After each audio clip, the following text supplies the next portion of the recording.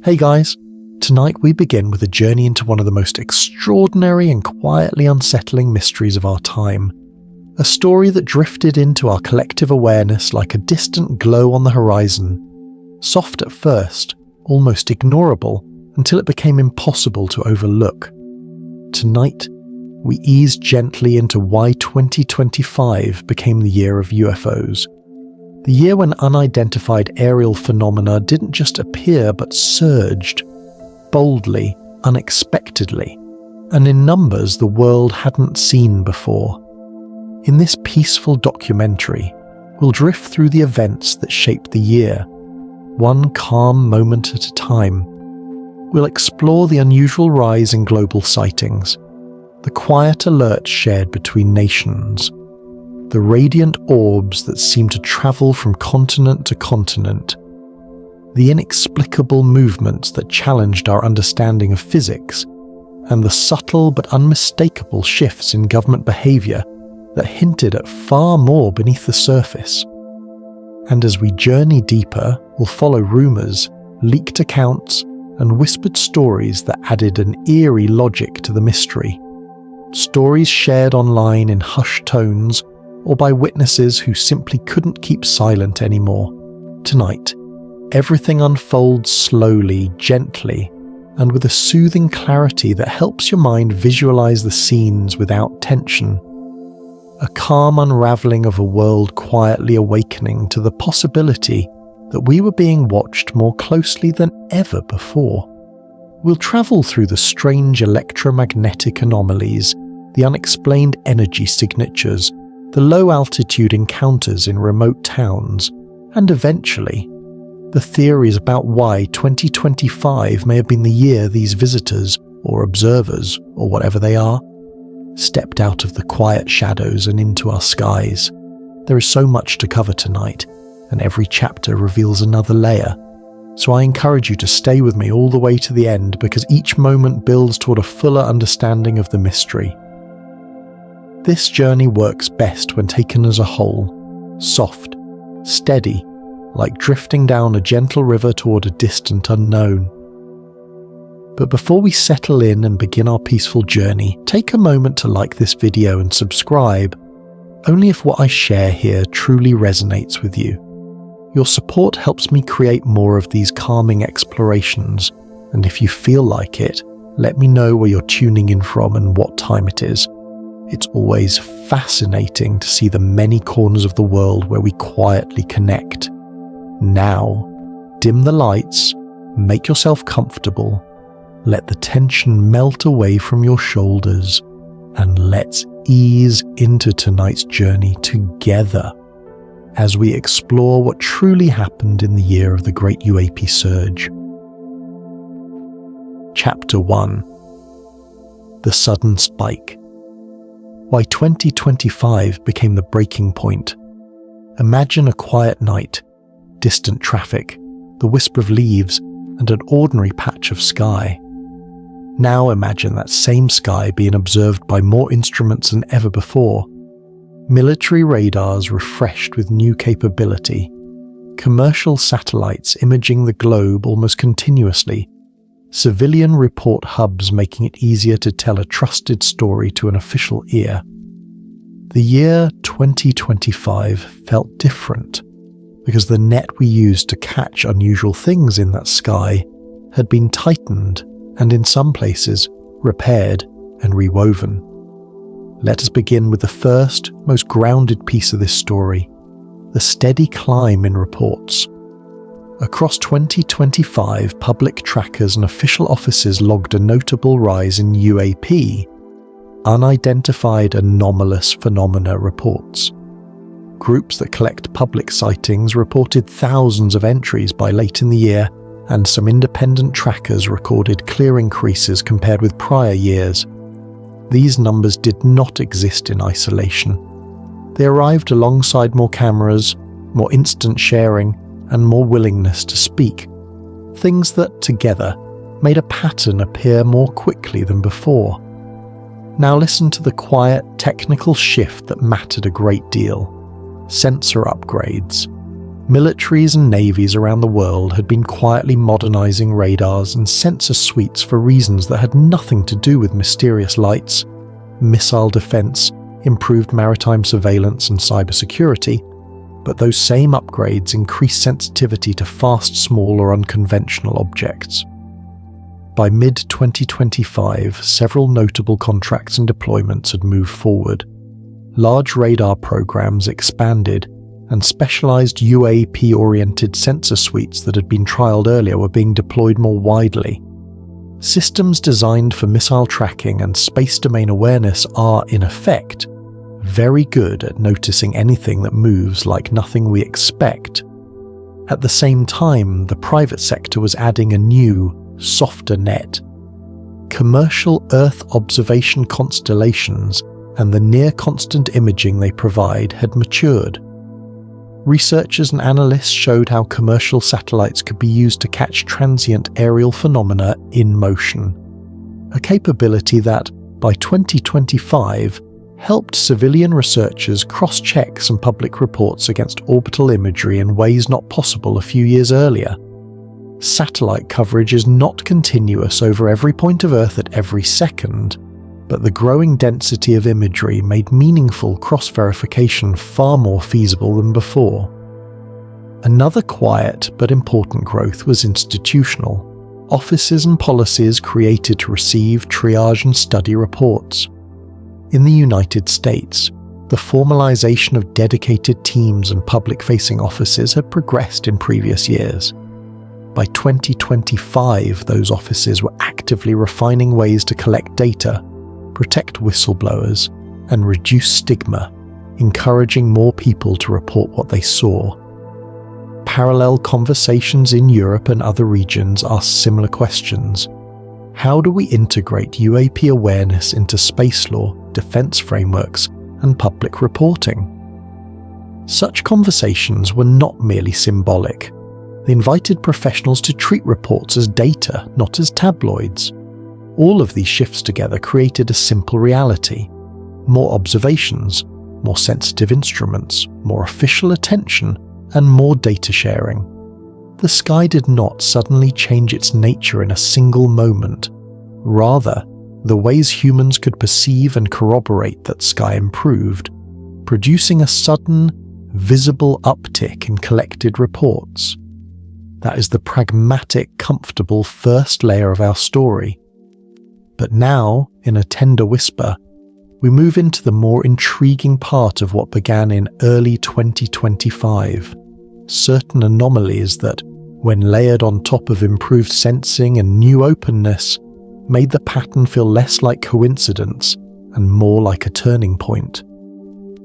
One real, documented thread was the appearance of ionospheric disturbances and transient atmospheric anomalies that coincided with clusters of reports.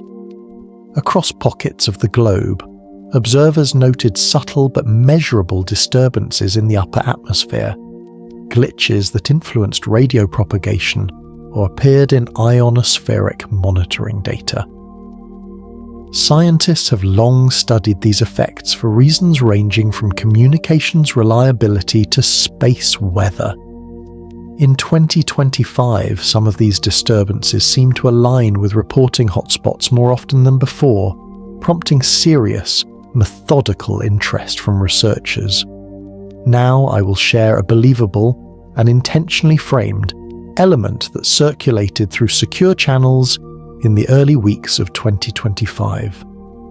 This is offered as a dramatic rumor that quietly traveled between intelligence, military and scientific nodes. According to those whispers, an early January alert was circulated among several allied governments, describing unusual inbound objects detected beyond lunar orbit. The language was cautious and hedged.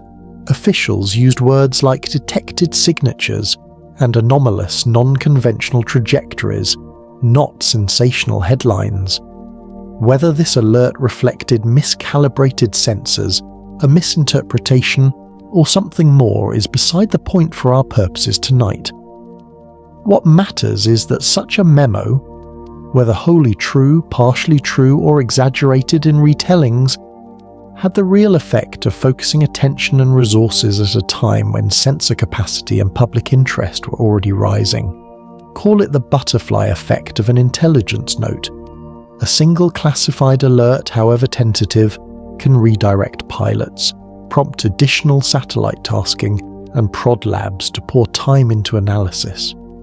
The rumour, because it existed, helped create an atmosphere where other unusual observations were taken more seriously and escalated upward more quickly than at any time in recent memory. The net grew, and the small ripple became a steady swell. We must attend too to the human side. Whenever reporting thresholds drop, when people feel safer to tell what they saw, narrative consolidate.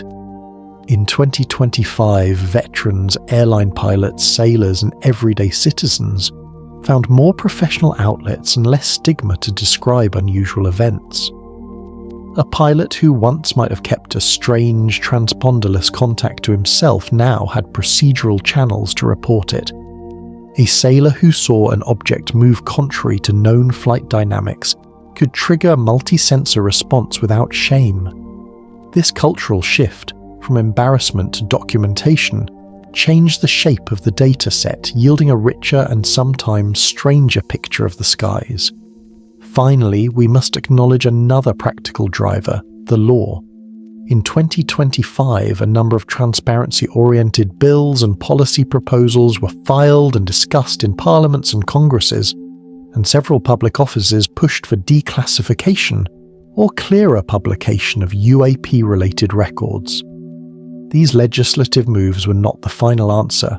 Many bills stall or are constrained by national security concerns, but their presence signalled a political willingness to reduce secrecy around aerial anomalies. For the curious public, that signalled that the subject could be discussed in mainstream settings without immediate ridicule. And when governing bodies open small windows into their archives, the sunlight often reveals things the public were not previously allowed to see. So why did 2025 feel like a breaking point? Because timing and layers aligned. Sensors improved while policy softened. Satellites and radars, public witnesses and quieter whistleblowers all moved together. The combination of more eyes, sharper instruments, and a willingness to speak transformed a slow trickle of odd reports into a steady river that caught the attention of scientists, journalists, and leaders. As we settle more deeply into this idea, keep a soft focus on what follows in later chapters. We will explore how synchronized reports across continents came to be interpreted, how luminous, living light phenomena were described by witnesses and recorded by devices, and how some of the most troubling reports describe motion and acceleration that ordinary physics finds difficult to explain. Tonight's quiet promise is simple. The more we document, the more strange patterns we can follow, and the strangeness itself often reveals new opportunities for science and careful inquiry. Before we close this chapter, here is a small, calming detail to hold between our hands. Many of the datasets and policy shifts I mentioned are public, technical, and deliberately unglamorous. You can find official pages that define UAP, describe reporting procedures, and outline sensor programs. The reason we begin with these humble public facts is that they are the foundation, a soft, steady one, upon which the more sensational-sounding stories build. In later chapters, we will move toward those accounts, but for now I invite you to let this foundation settle in your mind like a low, reassuring hum. Tonight, as you breathe slowly and let your eyelids feel pleasantly heavy, imagine the world's instruments listening: radars, satellites, scientific stations, each a quiet sentinel in a gentle night. Imagine people who once feared ridicule now filing reports into official systems that treat data seriously. Imagine a single alert, perhaps no more than a folded note in a secure inbox, prompting a few more satellites to look, a few more pilots to listen. That small human and technical choreography is what made 2025 feel, to many observers, like a threshold. And because you, kind listener, may be wondering what comes next, here is a soft tease to keep you with us. In the next chapter, we will drift across continents and gather the voices of those who looked up, pilots, fishermen, and city dwellers. And we will explore why, for the first time in decades, parts of the world seem to be seeing similar things at similar times. That synchronicity, calm but persistent, would make even skeptical scientists pause and check their instruments again. Until then, breathe slowly, feel the quiet. Let curiosity be a gentle companion, not a racing pulse. There is time for everything we will unfold tonight. Thank you for staying this close and for moving gently with me through the facts, the rumours, and the small certainties. Chapter 2: The Multi-Continent Sightings, When the World Looked Up. As the year 2025 continued forward, something unusual began happening. Not in just one city or one country, but across continents that were thousands of miles apart. It started slowly, almost gently, as if the skies were whispering rather than shouting. People in Australia, Brazil, Japan, and the United States began reporting strange objects that behaved in ways no man-made aircraft could.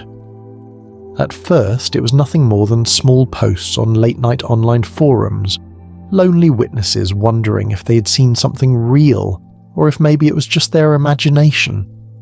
But soon, the quiet whispers grew into a worldwide chorus. One of the most striking things was how synchronized these sightings were. Imagine it. Nighttime falling across the Pacific, the sky deepening into velvet darkness.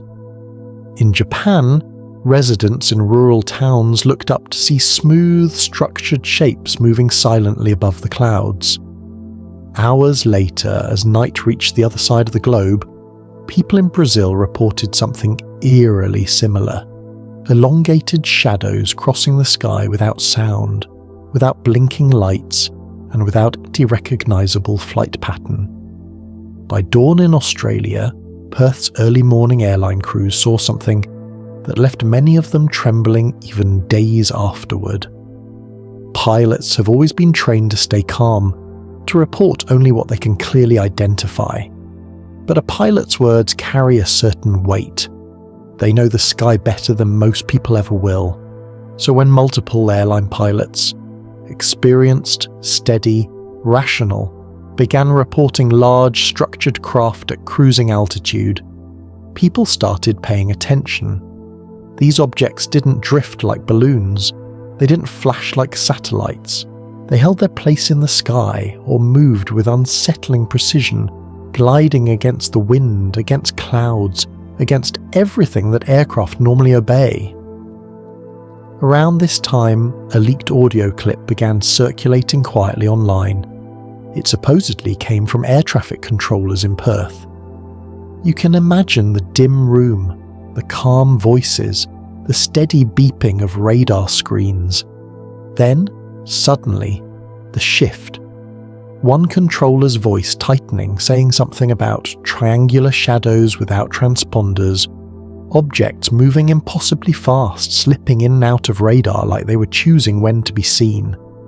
Whether the clip was real or not, it spread like a gentle shockwave across discussion groups and late-night social media corners, adding to the feeling that something was unfolding, something wider than anyone had expected. Meanwhile, civilian satellite enthusiasts, mostly hobbyists using publicly accessible satellite tracking tools, began to notice odd anomalies in orbit. They shared images that looked like dark geometric shapes, reflecting sunlight in a way that didn't match any known spacecraft. Unlike debris, these reflections moved with intention. Some changed direction.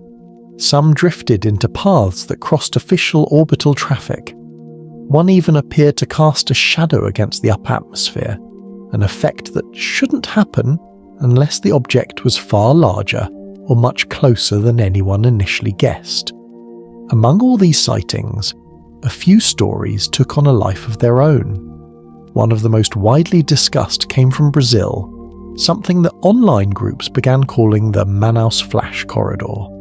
In late 2025, dozens of people in the Amazon region reported a strange bright flash tearing silently across the sky. It wasn't like lightning, and it didn't behave like a meteor. Witnesses said it looked almost like a long band of light, widening and narrowing as it travelled. Some said it felt as if the light was passing extremely close to the treetops, without disturbing a single leaf. People claimed their animals reacted. Parrots waking suddenly, dogs going silent, cattle freezing and facing the same direction. For many locals, it became more than a sighting. It became a moment that left them with a sense of being observed. Another notable moment took place in Melbourne. It happened on a calm evening when the city was settling into its usual night rhythm. People were leaving work, stepping out of restaurants, waiting for trams. The sky was clear, one of those perfect nights where stars look close enough to touch. That's when it appeared, a silent metallic sphere drifting slowly above the Yarra River. No sound, no trail, no lights. Just a smooth, reflective object gliding, as if it were studying the city below. Dozens witnessed it. Some described it as almost hypnotic, strangely peaceful, and so smooth it felt too perfect to be human-made. When it finally vanished, it did not accelerate. It did not blink out. It simply faded into a thin patch of cloud, absorbed like a drop of ink sinking into water.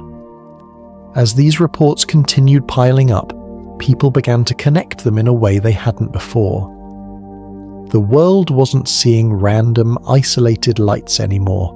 It was seeing structured shapes, metallic surfaces, geometric forms, shadows that moved with purpose, objects that appeared to understand their surroundings.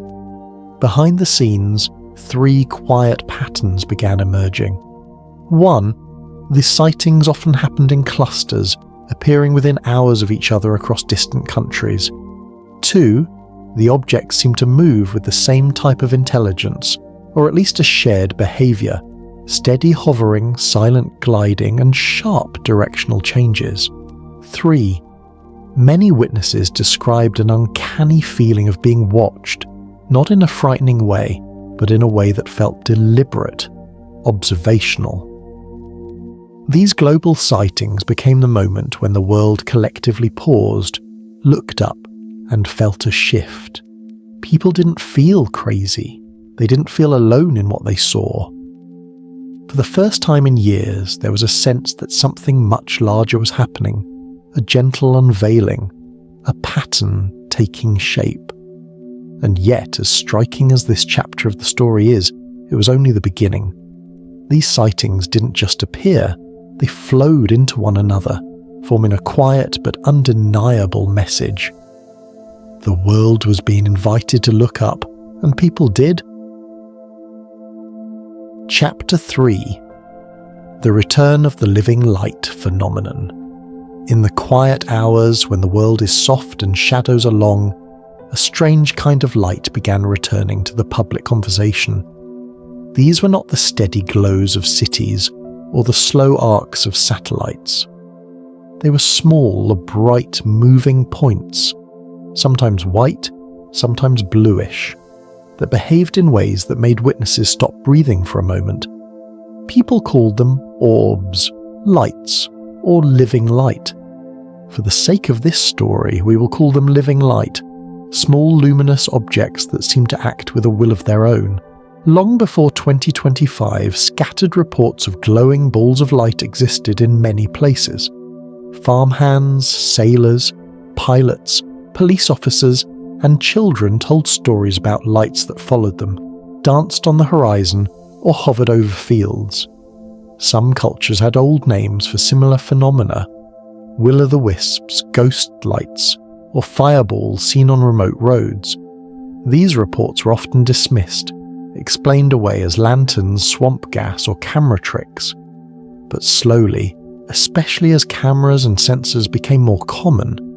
More careful records began to appear, and researchers started to take the description seriously. At the same time, official collections of imagery and reports began noting small glowing anomalies in their files, recorded by infrared cameras, night vision systems, and other sensors. The fact that military and official archives contained footage and logs showing small luminous anomalies made the subject harder to ignore. The living light phenomena have a few behaviours that repeat across many accounts. They can appear suddenly, without a visible source. They can move with quick, deliberate jumps, or float gently like soap bubbles. They sometimes split into two, and sometimes merge back into one. Witnesses often describe them as smooth and bright, with edges that seem to shimmer rather than sharp outlines. When living lights come near cars or aircraft, devices sometimes glitch. Radios lose signal, phones freeze, compasses wobble. In a number of military and civilian reports, observers noted that light seemed to interact with instruments in ways that suggested an electromagnetic effect. Scientists have discussed whether these effects might be caused by plasma or other high-energy states that alter local electronic behaviour. There are real studies and discussions that try to explain glowing objects with plasma physics, ball lightning, or unusual atmospheric effects, and whole fields of research touch on the idea that luminous anomalies could be a form of plasma behaving in strange ways. One of the reasons the living light phenomenon felt especially significant in 2025 was the sudden rise in higher quality footage and multiple sensor detections. For years, many of these orbs were seen only by the human eye, or captured as fuzzy dots on low-resolution video.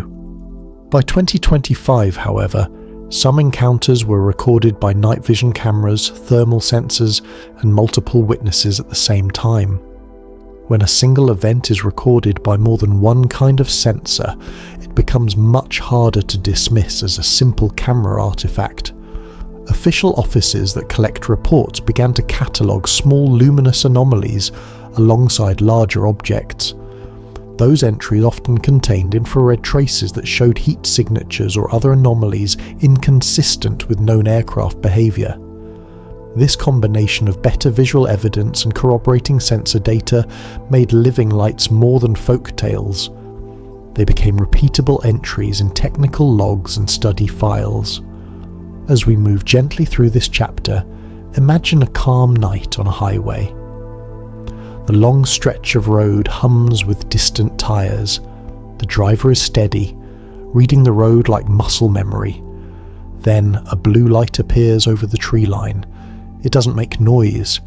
It hangs, then drifts closer, slowing as if to study the car. The driver reaches down to switch on the radio and hears only static. The phone screen goes black for a moment, then flickers back to life.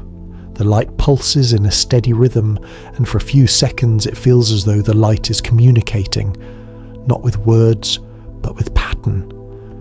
The driver will later tell this story with slow, careful words, as if describing something both beautiful and impossible. There are cases, both in public discussion and in less public channels, where living lights seem to follow moving objects. Pilots spoke of bright orbs that paced aircraft, keeping a level distance and matching speed without visible means. In some instances, drones sent up to investigate behaved oddly near orbs. Some drones lost telemetry, some spun out of control, and others simply turned away as if avoiding the light. These accounts raise a technical question. What kind of phenomenon could move with the agility of a small object, affect local electronics, and avoid being touched by investigative equipment? Some researchers suggest charged plasma structures interacting with the environment. Plasma can carry electrical charges and create fields that influence electronics. Others point to rare atmospheric electricity phenomena like forms of ball lightning, which can appear as glowing balls that move or hover. No single answer fits all reports, and that is part of the quiet mystery. In 2025, a narrative spread online and in small media circles about a bluish orb that seemed to travel in a short wave across multiple continents within a narrow time window. Whether you think of this as a real chain of events or a pattern stitched by many unrelated sightings, the story captured imagination. Witnesses on different continents described a blue light that pulsed in a slow beat, changed altitude in soft steps, and appeared to scan the area around it as if taking measurements. One account that reached many viewers came from a desert town where a resident described the light approaching at a slow, confident pace, halting near an old radio tower, and pulsing 3 times in a fast rhythm. The witness said they felt a warmth, then a pressure change, then silence. Scientists and technicians who later looked at the timing of that account found no obvious explanation. Weather was calm, the tower had no scheduled activity, and there were no aircraft in the flight logs at that moment. Whether this sequence was a true sign or a well-aligned coincidence is part of the careful puzzle researchers began piecing together that year. A viral video worth noting, a story that became known as the 70 convoy encounter in many online circles, showed a convoy of truck drivers filming a luminous object hovering close to a highway at night. The video was grainy, shot from a moving cab, but enough detail remained to make it haunting. A round white-blue light hovering at low altitude, reflecting off wet road surfaces, drawing the eyes of drivers who pulled to the side. The truck drivers spoke calmly on camera, explaining that the light followed their convoy for several miles, shifting from one side of the road to the other as if escorting them. Their calm, steady voices and the real-time reactions of the drivers gave the clip a vivid, lived-in quality. The video circulated widely and drew attention because it came from people who depended on the road and its rhythms for their lives, not from thrill-seeking uploaders. Whether the clip was later explained as a drone, ball lightning, or something else, it hardened in many minds as an emblem of how living lights could interact with everyday life. We will treat such videos with careful curiosity. They're not proof alone, but they are part of the pattern that invites study and attention. Those who study living light events also note that the lights sometimes act in ways that feel purposeful. People describe patterns, pulses that repeat, approaches that begin and stop, or small circles traced in the air. These are not random flashes. They show structure. That structure is what makes scientists and engineers lean in. Even if the cause is natural, a structured pattern invites analysis. Could a natural plasma create repeating pulses? Could an engineered system use plasma to signal? The questions are many, and none are closed. There are also quieter, more delicate encounters, where living light seemed less like instruments and more like watchers. Stories circulated of lights approaching lone walkers on rural paths, circling silently above them, then rising slowly and disappearing into a thin cloud. Walkers described the experience as oddly comforting rather than frightening. A soft bathing in blue light, a moment of clarity, then night returning to normal. In some reports, animals reacted before humans did.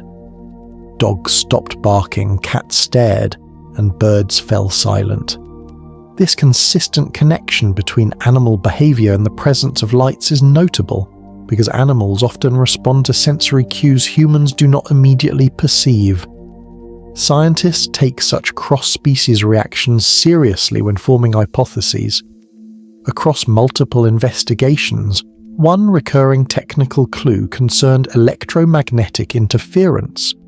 Instruments near living lights sometimes registered unusual readings, compasses shifting, radio bands cluttered with interference, and people's devices rebooting without explanation. While such interference can have mundane causes, loose wiring, electronic faults, solar activity. The spatial and temporal link between the interference and the lights in many cases suggested a local effect. Researchers with a background in electromagnetics considered whether a localized plasma or a field-generating phenomenon could induce such effects. When a field strong enough to disturb electronics exists in close proximity, it leaves traces that technical teams can sometimes detect if they are watching with the right gear. That is why multiple sensor detections in 2025 changed the tenor of the conversation. When a light is filmed and electronics in the same scene register anomalies, the case moves from anecdote to testable event. There is an important gentle note to remember here. Many living light accounts end with no dramatic climax. The light drifts away. The radio returns to normal. Life resumes as before, with only a memory and perhaps a video clip as evidence. That is part of their quiet power. Their short, strange interruptions in the flow of ordinary nights. The brevity and subtlety are what make them both frustrating to scientists and compelling to witnesses. If these lights are natural, they are doing something rare and delicate. If they are engineered, they are deliberately low impact and careful in how they appear. In the months after many of these living light incidents were recorded and shared, researchers tried small experiments. Teams attempted to approach reported areas with cameras and sensors, to deploy small drones to interact with lights, and to coordinate with pilots to see if orbs would respond to aircraft presence. The results were mixed. In some trials, the lights withdrew from instruments. In others, drones lost telemetry when close to the phenomenon. In still others, nothing unusual occurred. The light never returned.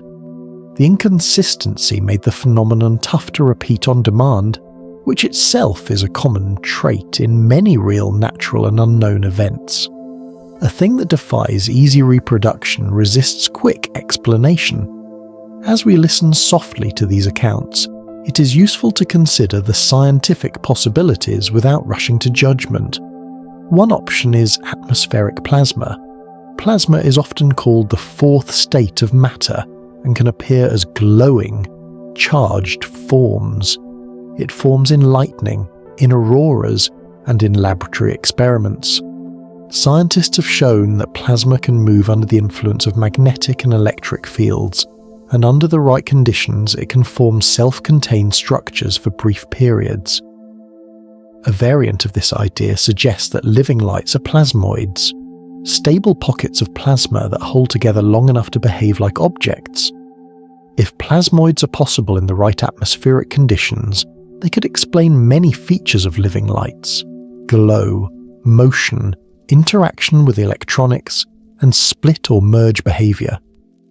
Yet plasma explanations do not elegantly account for every detail, such as precise, high-speed maneuvers or apparent decision-like behavior.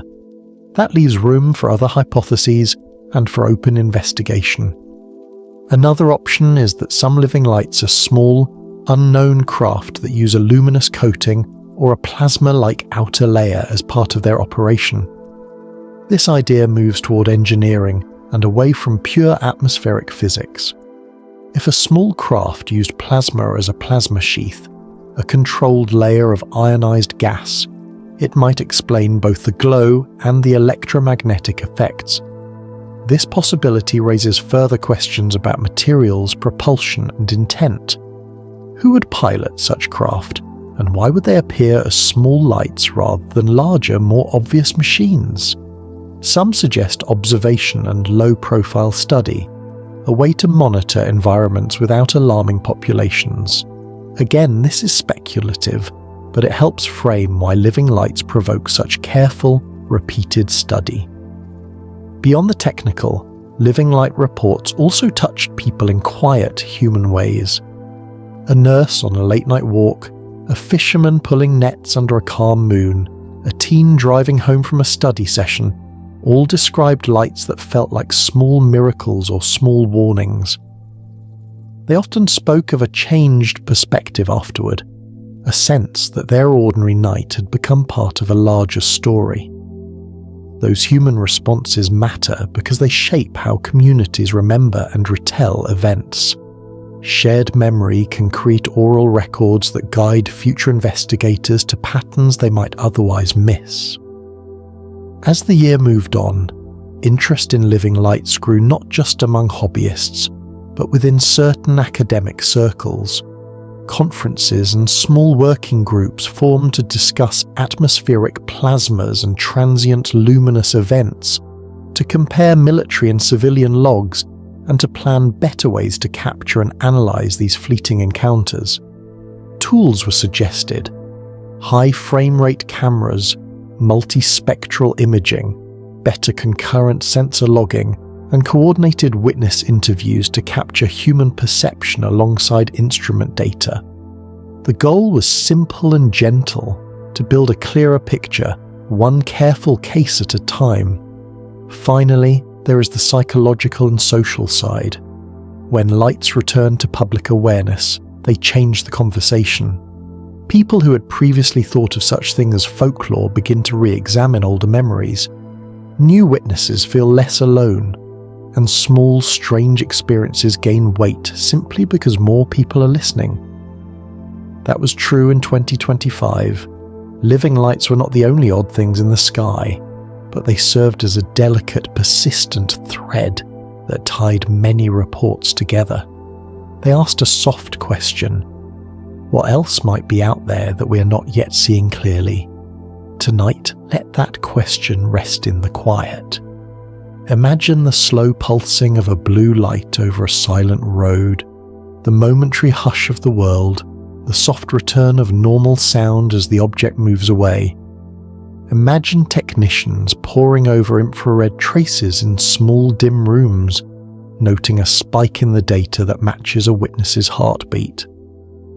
Think of the patient curiosity of a scientist designing an experiment to find an answer. The living light phenomenon is not a single clear thing. Chapter 4: The Impossible Movements, Physics That Should Not Exist. In this chapter, we turn toward the motions that made scientists frown and pilots speak in low, careful tones. We will look closely at the reports of objects that moved in ways our current machines cannot, at speeds and with changes of direction that challenge the rules taught in classrooms. We will explore what was seen, what instruments recorded, and what those records might mean. We will consider practical explanations and more unusual ones, and we'll do so in calm, plain language so that every listener can follow the slow, steady logic of the case. Start by imagining a radar screen in a dim control room. A bright dot appears far above normal air traffic. It climbs, then it drops. It accelerates and slows, not in smooth arcs, but in sudden bursts. One moment it is high over the ocean, the next moment it is low above the waves without a visible path between the two places. In many recordings, radar tracks show objects that appear to move through layers of the atmosphere as if there were no resistance. They change altitude and direction in fractions of a second. They accelerate to speeds that would tear a human pilot apart if anyone were inside.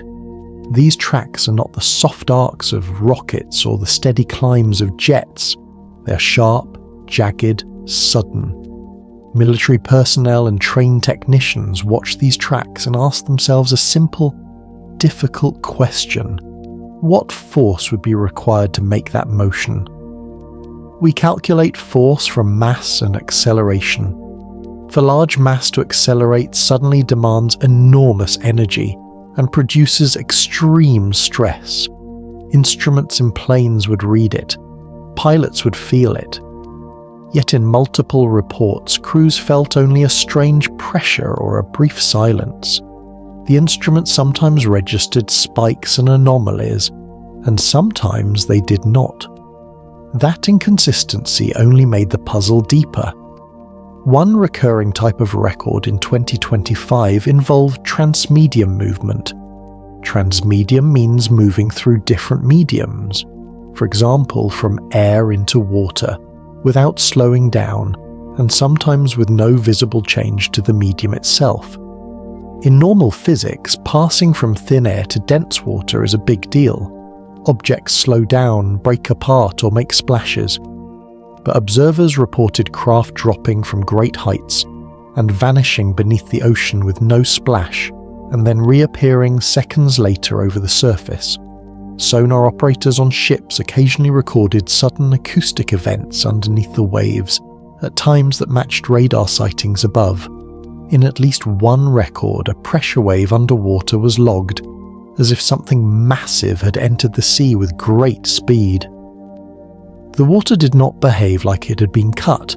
Instead, it seemed to absorb the passage. These details suggested either precise control of the interaction with water or a fundamentally different way of passing between mediums. A simple, believable account from a radar technician circulated quietly among researchers.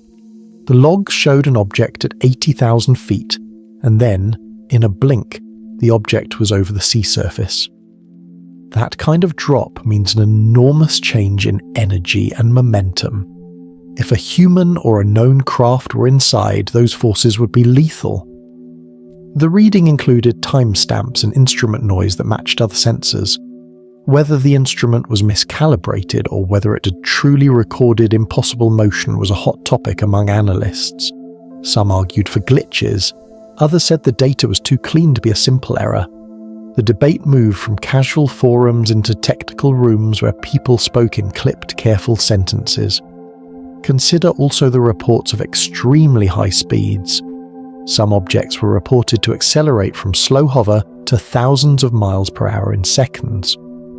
To put that in steady terms, those speeds are in the range of modern missiles and re-entry vehicles. But missiles follow predictable trajectories and leave heat signatures. They also strain the air and create sonic booms. Many UAP events lacked such signatures. In some radar and visual reports, the object moved so quickly that the human eye could barely follow it. Pilots reported blips on their scopes that were gone before anyone could react.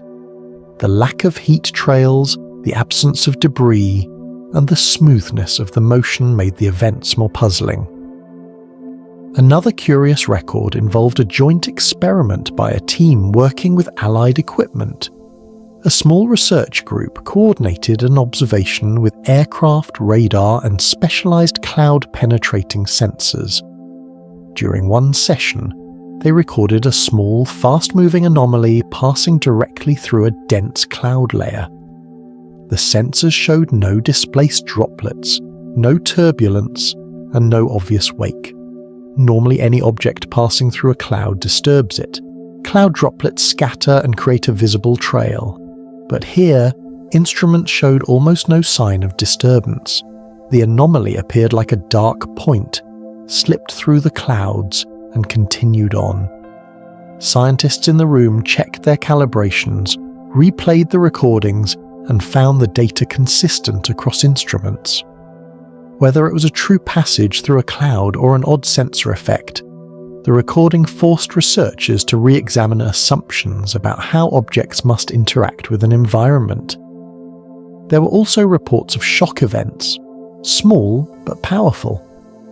In one coastal region, fishermen described hearing a deep, sudden noise like an underwater explosion. Sonar operators on nearby vessels recorded a brief, low-frequency acoustic spike at the same time. Later, a radar trace suggested a craft had descended rapidly near the location. No debris was found, no obvious explanation emerged. Some suggested natural seismic activity or underwater creatures. Others pointed out the timing matched multiple independent reports, which strengthened the case that something real and unusual happened there. When technicians analyze data like this, they consider instrument error, human error, environmental effects, and deliberate misdirection. Radar can glitch. People can misidentify stars, planets, or aircraft. Satellites can reflect light in odd ways. All of these are valid explanations. In many UAP cases, careful work later finds mundane causes. That is part of the scientific process. But a subset of reports resist easy explanation. When multiple sensors show a coordinated anomaly, radar, infrared, visual, sonar, and when trained observers confirm similar details, the event moves into a more serious category. Scientists and engineers have proposed a number of possible ways such motion could be achieved with advanced technology. One proposed idea is the use of extremely advanced propulsion that manipulates the air and space around an object. Instead of relying on pushing off air like a propeller or jet, such a system might manipulate local fields to reduce resistance or alter inertia.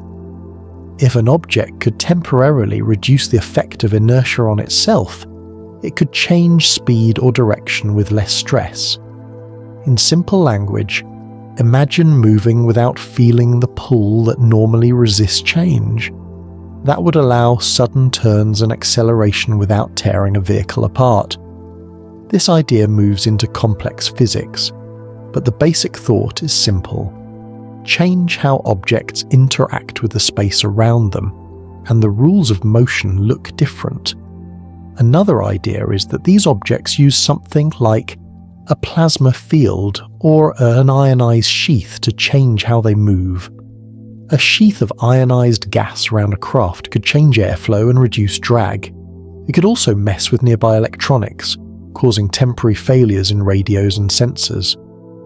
Experiments in labs show that plasma can behave in strange ways, and controlled plasma is a technology humans are still exploring. If a craft used a plasma layer, it might explain smooth passage through the air and odd electronic effects nearby. The trade-off is energy. Creating and holding plasma requires a lot of power, and a system capable of these maneuvers would need a compact, powerful energy source that we do not currently have in practical form. Some researchers also consider exotic materials that could change how sound and air move around an object.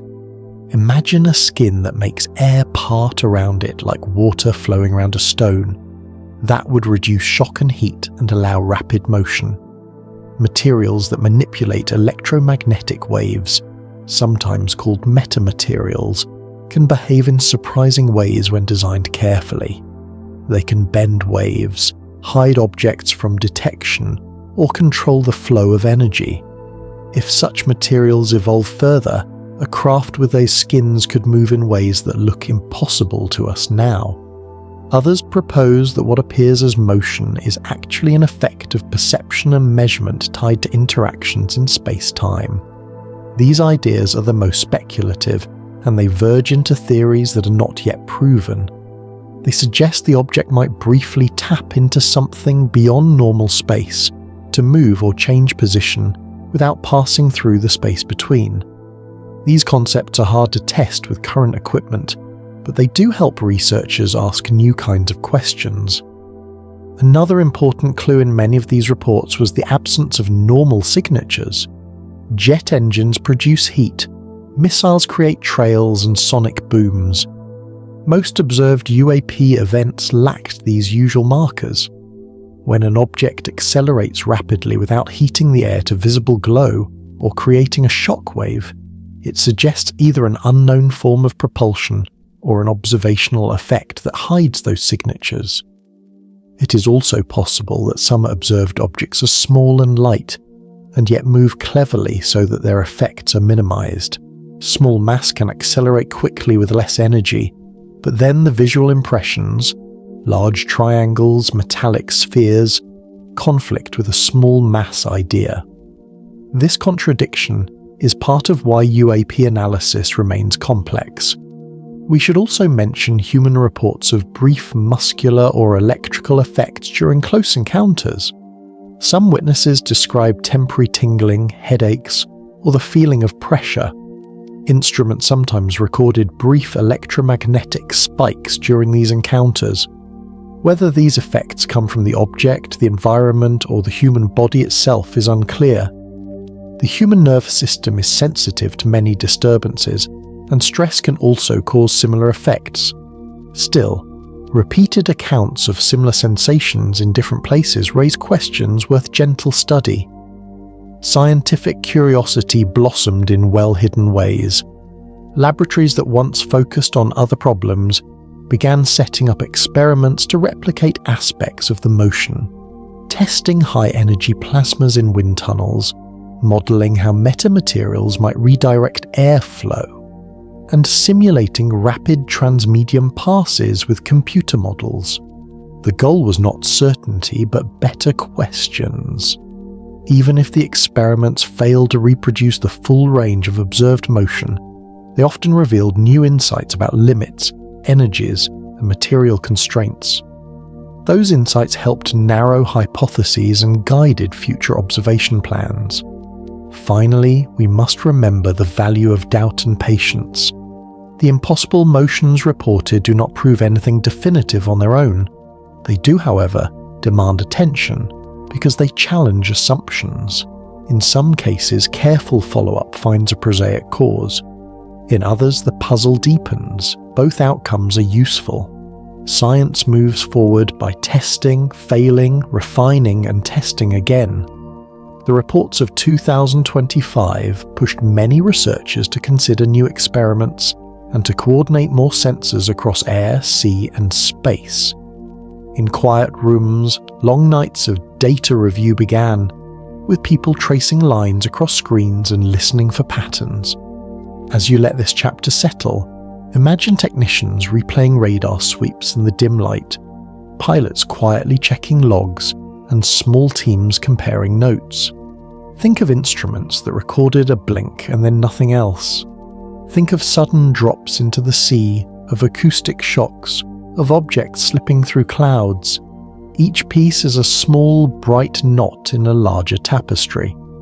None alone solves the puzzle, but together they shape a strange, persistent picture. Something moved in ways we did not expect, and those motions push scientists to ask deeper questions about what motion itself can be. Chapter 5: Government Panic. The Quiet Meetings. They never planned to admit.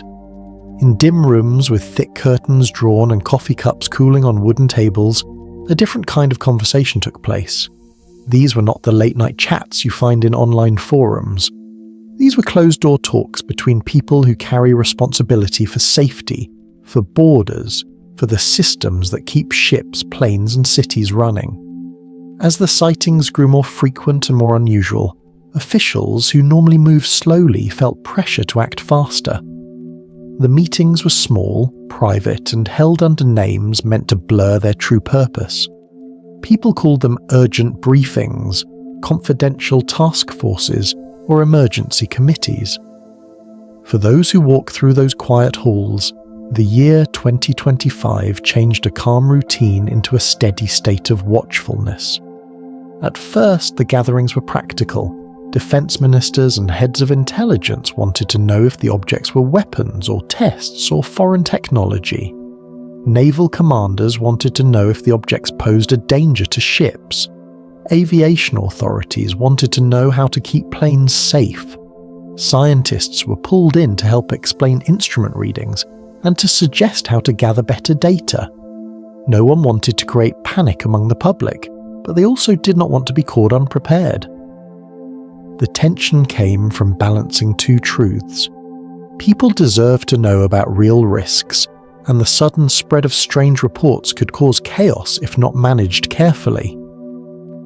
Parallel to national meetings, talks began between countries. Allies who shared intelligence on other matters started comparing unusual sightings. Groups that normally met about threats and cyber risks broadened their agenda to include sky phenomena. The secrecy of those sessions was practical at first. If you're tracking something unknown, you don't want the target to change its behaviour because you announced your plans. You also do not want the public to panic before you have answers. But the more the unusual events kept happening, the more weight those closed-door conversations carried. Officials worried that a single misstep could create public fear, disturb markets, or put lives at risk if pilots reacted badly. Inside some of these rooms, the talk moved beyond simple caution. There were reports that made people lean forward and speak in softer, sharper voices, radar logs that showed impossible moves, infrared traces that refused easy explanation, sonar blips that matched moments in the sky. When several different systems all registered something odd at the same time, the talk shifted from "let's watch" to "we must act." The word panic is heavy, but the feeling came in the form of hurried memos, redacted cables, and a flurry of new orders that left little time for public statements. In place of calm reassurances, there were now quiet directives about who could know what and how to coordinate. Agencies that had never worked closely began to build bridges. Meteorology teams sat beside military analysts. Space agencies compared satellite data with naval logs. Aviation regulators issued new instructions for pilots to report unusual contacts and to avoid taking risks while investigating. In some places, emergency hotlines were set up for trained witnesses. In others, local police were told to collect evidence and hand it over to federal offices rather than to release it publicly. These moves looked like standard crisis management on the surface, but the scale and speed felt different. It was as if a new kind of event required a new kind of response, one that moved beyond old silos and into quick, careful cooperation. Along with practical moves, rumours threaded through the closed channels. One rumour, quietly repeated in secure threads, suggested that a highly classified transcript had surfaced in a few places. The transcript, people whispered, used language not normally spoken in policy memos. Phrases like non-adversarial intelligences operating freely in restricted zones appeared in shakier copies of the file, a phrase that pulled at the imaginations of those who read it. Whether the transcript was real, partially true, or an elaborate leak does not change what it did. It made people inside the rooms consider possibilities they had not planned for.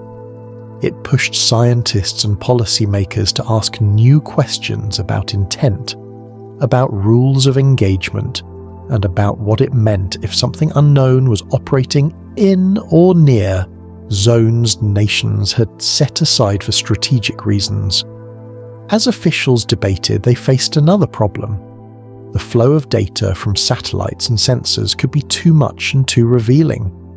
In some instances, teams decided to temporarily impose blackout windows on certain satellite feeds. The reason was both simple and strange. When an unknown object approached sensitive regions near Earth's magnetosphere, a burst of raw data could reveal sensor locations, weaknesses, or strategies to anyone who watched closely. Briefly pausing some feeds allowed analysts to task other instruments, to prevent premature public exposure, and to preserve data in secure archives. These blackouts were small and time-limited, but they fed the rumour mill. People saw gaps on public feeds and wondered what was being hidden. The gaps, whether necessary or not, intensified public curiosity and suspicion. Within smaller circles, whispers grew into bolder claims. A person who called themselves a former analyst spoke of a Type 4 signature craft identified off the coast of Western Australia. According to the claim, the craft hovered at a high altitude, around 300 kilometres out, a place where low Earth orbit and the upper edge atmosphere meet. The analyst described the signature as unusual in spectral readings and in movement. Whether the claim had merit or not is less important than its effect. It forced officials to expand the possible categories of what they were observing. If such a craft existed, it moved in regions that were not typically monitored as closely. That possibility pushed agencies to refine tracking methods and to coordinate with international partners who had different sensor coverage. Public pressure added another layer. Outlets picked up on leaked clips and witness accounts, and social media spread the most striking videos. People demanded clearer answers. Some politicians urged full transparency. Others cautioned that too much disclosure could reveal vulnerabilities to hostile actors. Scientists asked for raw data so they could analyze it independently. Families of witnesses wanted acknowledgement and protection. The resulting tug-of-war stretched from parliaments to backrooms, from public statements to private notes. Governments had to weigh short-term calm against long-term trust. Too much secrecy risked a loss of credibility. Too much haste risked public unrest. Inside the rooms, different voices argued in their way. The security-focused officials argued for careful control of information, for keeping certain threads secret until they could be properly analysed. They pointed to the possible national security consequences and the need to keep sensors and methods safe. The scientists argued for openness, for the value of peer review and the benefits of wide analysis. They said that more eyes on the data would speed understanding and reduce misunderstanding. Policymakers worried that public panic could disrupt economies, affect flights, and create social stress. The human cost of sudden public fear weighed heavily in conversations where people were responsible for decisions. The quiet panic also created new rules on how to handle witnesses. Veterans, pilots, and sailors who reported events were sometimes offered confidential briefings. Some were warned not to speak publicly to avoid compromising investigations. Others were encouraged to file formal reports with the promise their claims would be taken seriously. For many witnesses, this was a strange new path, from isolation and embarrassment to being part of an official process. The treatment of these witnesses mattered. Good treatment encouraged more reporting, which gave analysts more data. Poor treatment fed speculation, mistrust, and leaks. With the pressure came partnerships with private companies. Commercial satellite firms, private labs, and tech companies were asked to help process volumes of data. These private partners provided computing power, imagery analysis, and machine learning help to find patterns across millions of records. The involvement of private entities helped with the sheer volume of the problem, but it also raised questions about ownership, privacy, and transparency. Contracts and non-disclosure agreements multiplied. For the public, those legal binders were hard to watch without worry. Amid all this, not every official was convinced of danger. Some argued for patience, for better instruments, and for systematic study rather than dramatic statements. They believed that the patterns could be explained by combinations of new sensors, atmospheric oddities, classified tests, and human error. This cautious view kept some doors open to simple explanations. Yet even the most cautious officials found themselves planning for worst-case scenarios, unexpected effects on airspace, sudden coastal disturbances, or intermittent loss of communication systems. Planning for these possibilities meant running drills, issuing advisories to pilots, and preparing contingency plans for ships and airports. For many who sat in those dim rooms, the hardest part was the unknown. Scientists could propose models, engineers could run simulations. But the leap from data to understanding stretched thin. The events of 2025 pushed the people in power to act quickly, but with restraint. They wanted to protect the public and the systems they oversaw, while also preserving the trust that keeps societies running. As you listen, imagine those rooms, the tired faces, the pens moving across legal pads, the soft murmur of conversation, the long pauses as data is replayed on screens. Picture carefully written notes passed across the table, the hush as a new reading appears, and the small sound of a clock marking time. Know that most of what happened in those rooms will never be fully public. Secrets are both a shield and a wound. They can protect, and they can create suspicion. This chapter leaves us with a soft, difficult thought. Secrecy and openness are both tools, and both have costs. The quiet panic of 2025 forced leaders to balance those costs while under pressure from the public, the media, and their own institutions. That balance shaped how the rest of the year unfolded.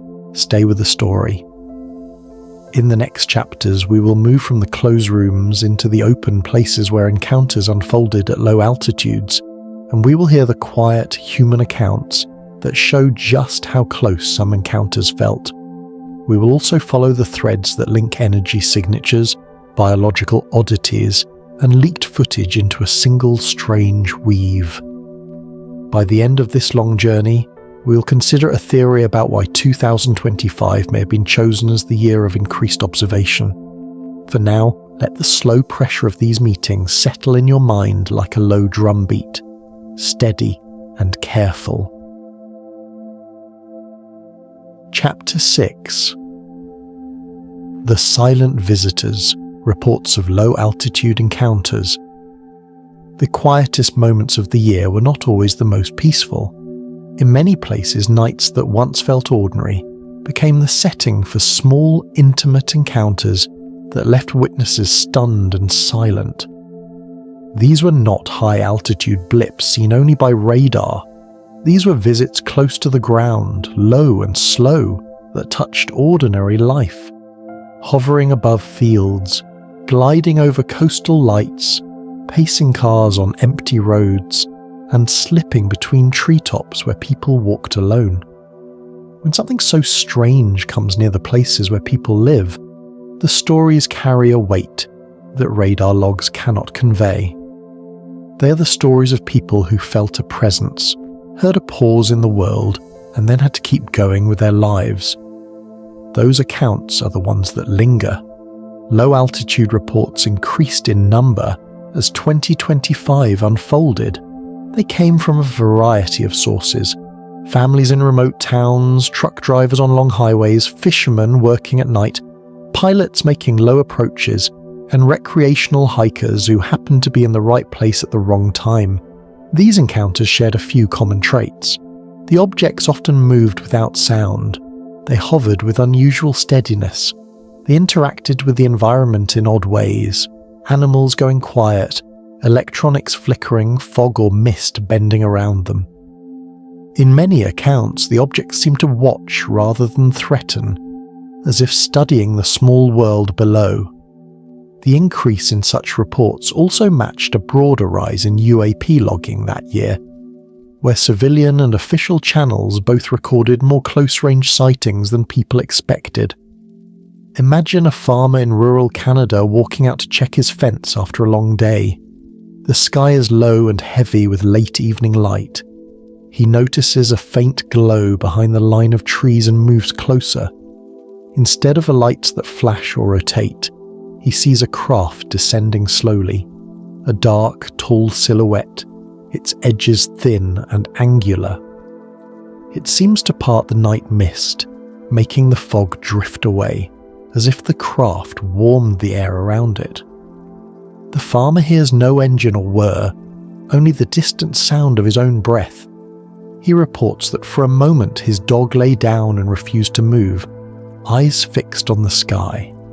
Then, as if the craft decided it had seen enough, it rose silently and vanished between the clouds. The farmer would later describe a feeling of calm curiosity, like being watched thoughtfully by something that didn't wish him harm. That kind of close, calm encounter, so human and so strange, was reported often enough in 2025 to be taken seriously by those who collect witness data. Truck drivers and highway convoys offered another kind of low-altitude picture. On wide, empty roads late at night, drivers reported objects pacing their vehicles, holding the same speed for stretches of miles, and slipping to the side as if to inspect the passengers. In one account that spread widely among drivers' networks, a convoy of rigs described a round, pale object that matched speed with a series of trucks for several minutes. Headlights glanced off its surface, and for a while everyone watched in mute awe. Those who drive for a living often record their trips for safety, and many of these encounters were filmed on dash cameras. The footage was often grainy, but the human reactions, the way drivers slowed, the quiet words passed through radios, the long moments of staring, made the clips feel raw and real.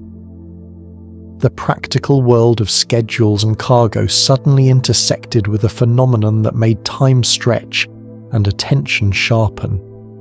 Many drivers later filed reports with local authorities or private log apps, adding to a slow-building archive of low-altitude events. Coastal encounters were another thread. Fishermen working midnight shifts sometimes reported lights that rose from the ocean, hovered above the water, and then sank back without creating a splash.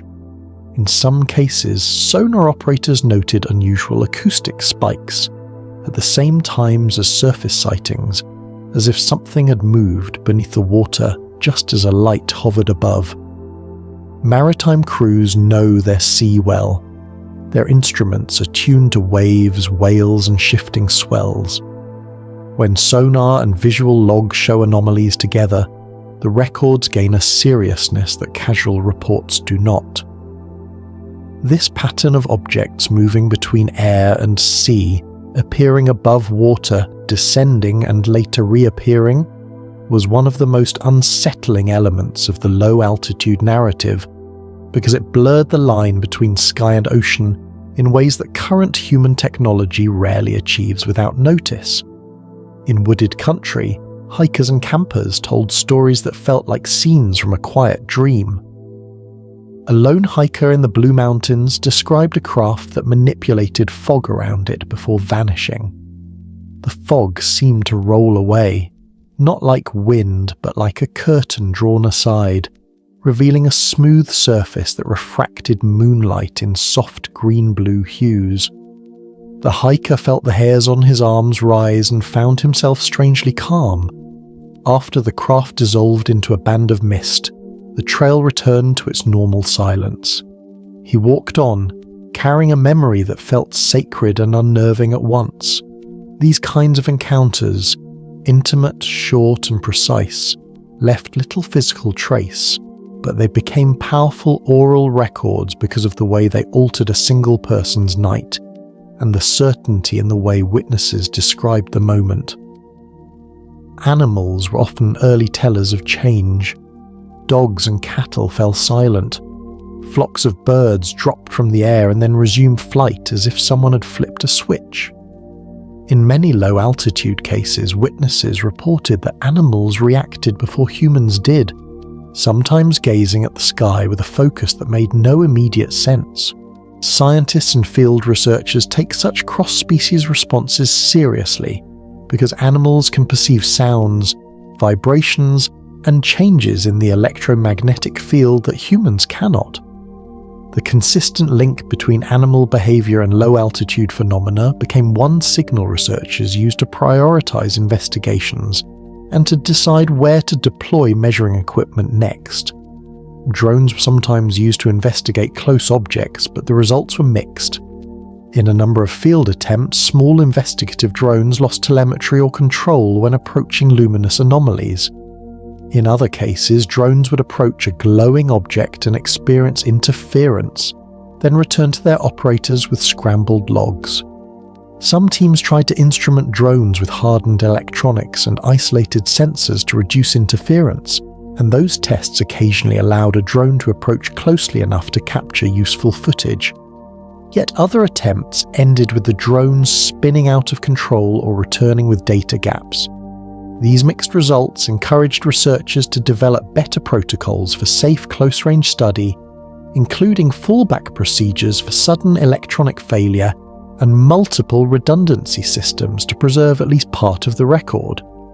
All this work was slow and careful, because an object that can interfere with equipment can also create risk for people trying to study it. A particularly striking kind of low-altitude report involved silhouettes, tall, thin figures, or odd shadowy forms that witnesses described as resembling limbs or towers beneath a descending craft. These were not full close encounters in the classic sense, but rather visual impressions that made people feel as though the object had structure extending below it. farmers reported seeing tall, thin shapes stepping down toward fields before a craft lifted and left a pattern of trampled grass or oddly dry soil in its wake. Such traces were rare, and when they did appear, investigators found that the physical evidence was small and ambiguous. Dry patches can arise from many causes: soil chemistry, recent weather, animal activity. But when those patches appeared in consistent shapes matching witness descriptions, they forced investigators to document and preserve the sites for careful analysis. The slow work of soil testing, photographing and mapping began to build small case files, each one a careful, patient attempt to turn memory into measurable fact. The human emotional landscape in low-altitude encounters was complex and often gentle. Many witnesses emphasized that the experience was not one of terror, but of uneasy wonder. Parents who saw a silent craft hover over a playground described a heavy hush settling for a few minutes, the way children stopped mid-play and looked up as if a story had come alive.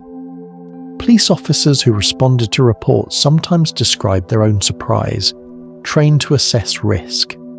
They instead found themselves cataloguing details and later referring the cases to federal or scientific channels. That transfer from local police to higher agencies marked a change in how close encounters were handled. They began to be seen not only as isolated community events, but also as data entries in a wider picture. It is important to consider the role of misidentification.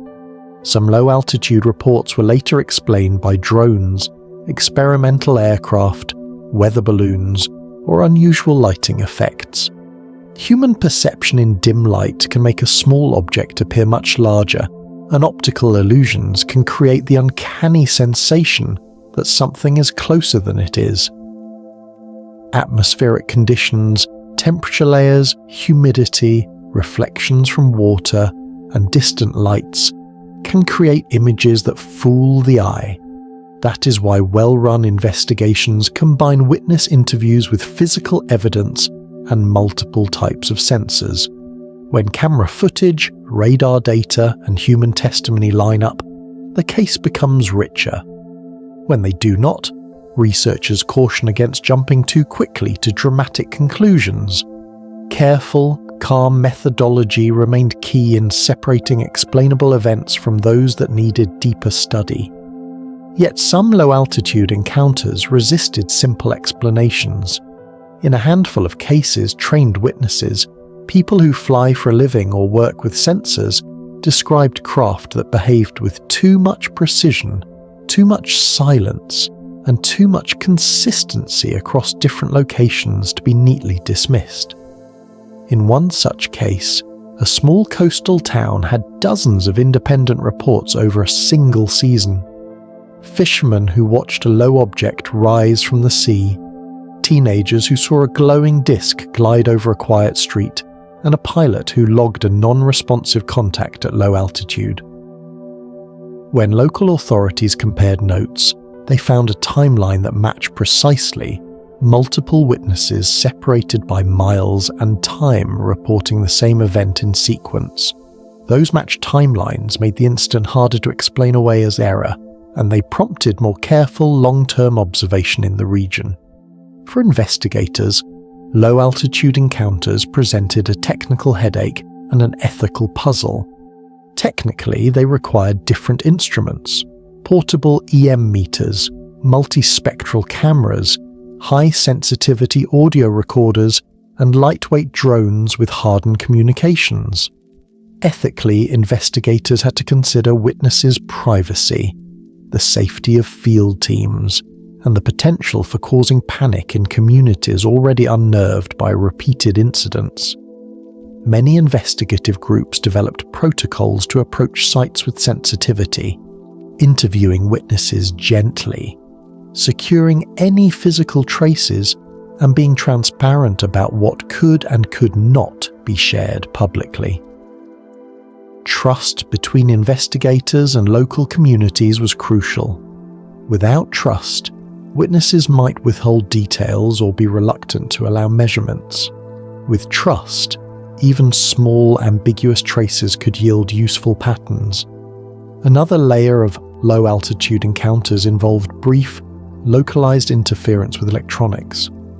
People reported radios losing signal, cell phone screens flickering, and vehicle electronics stalling for short periods while an object hovered nearby.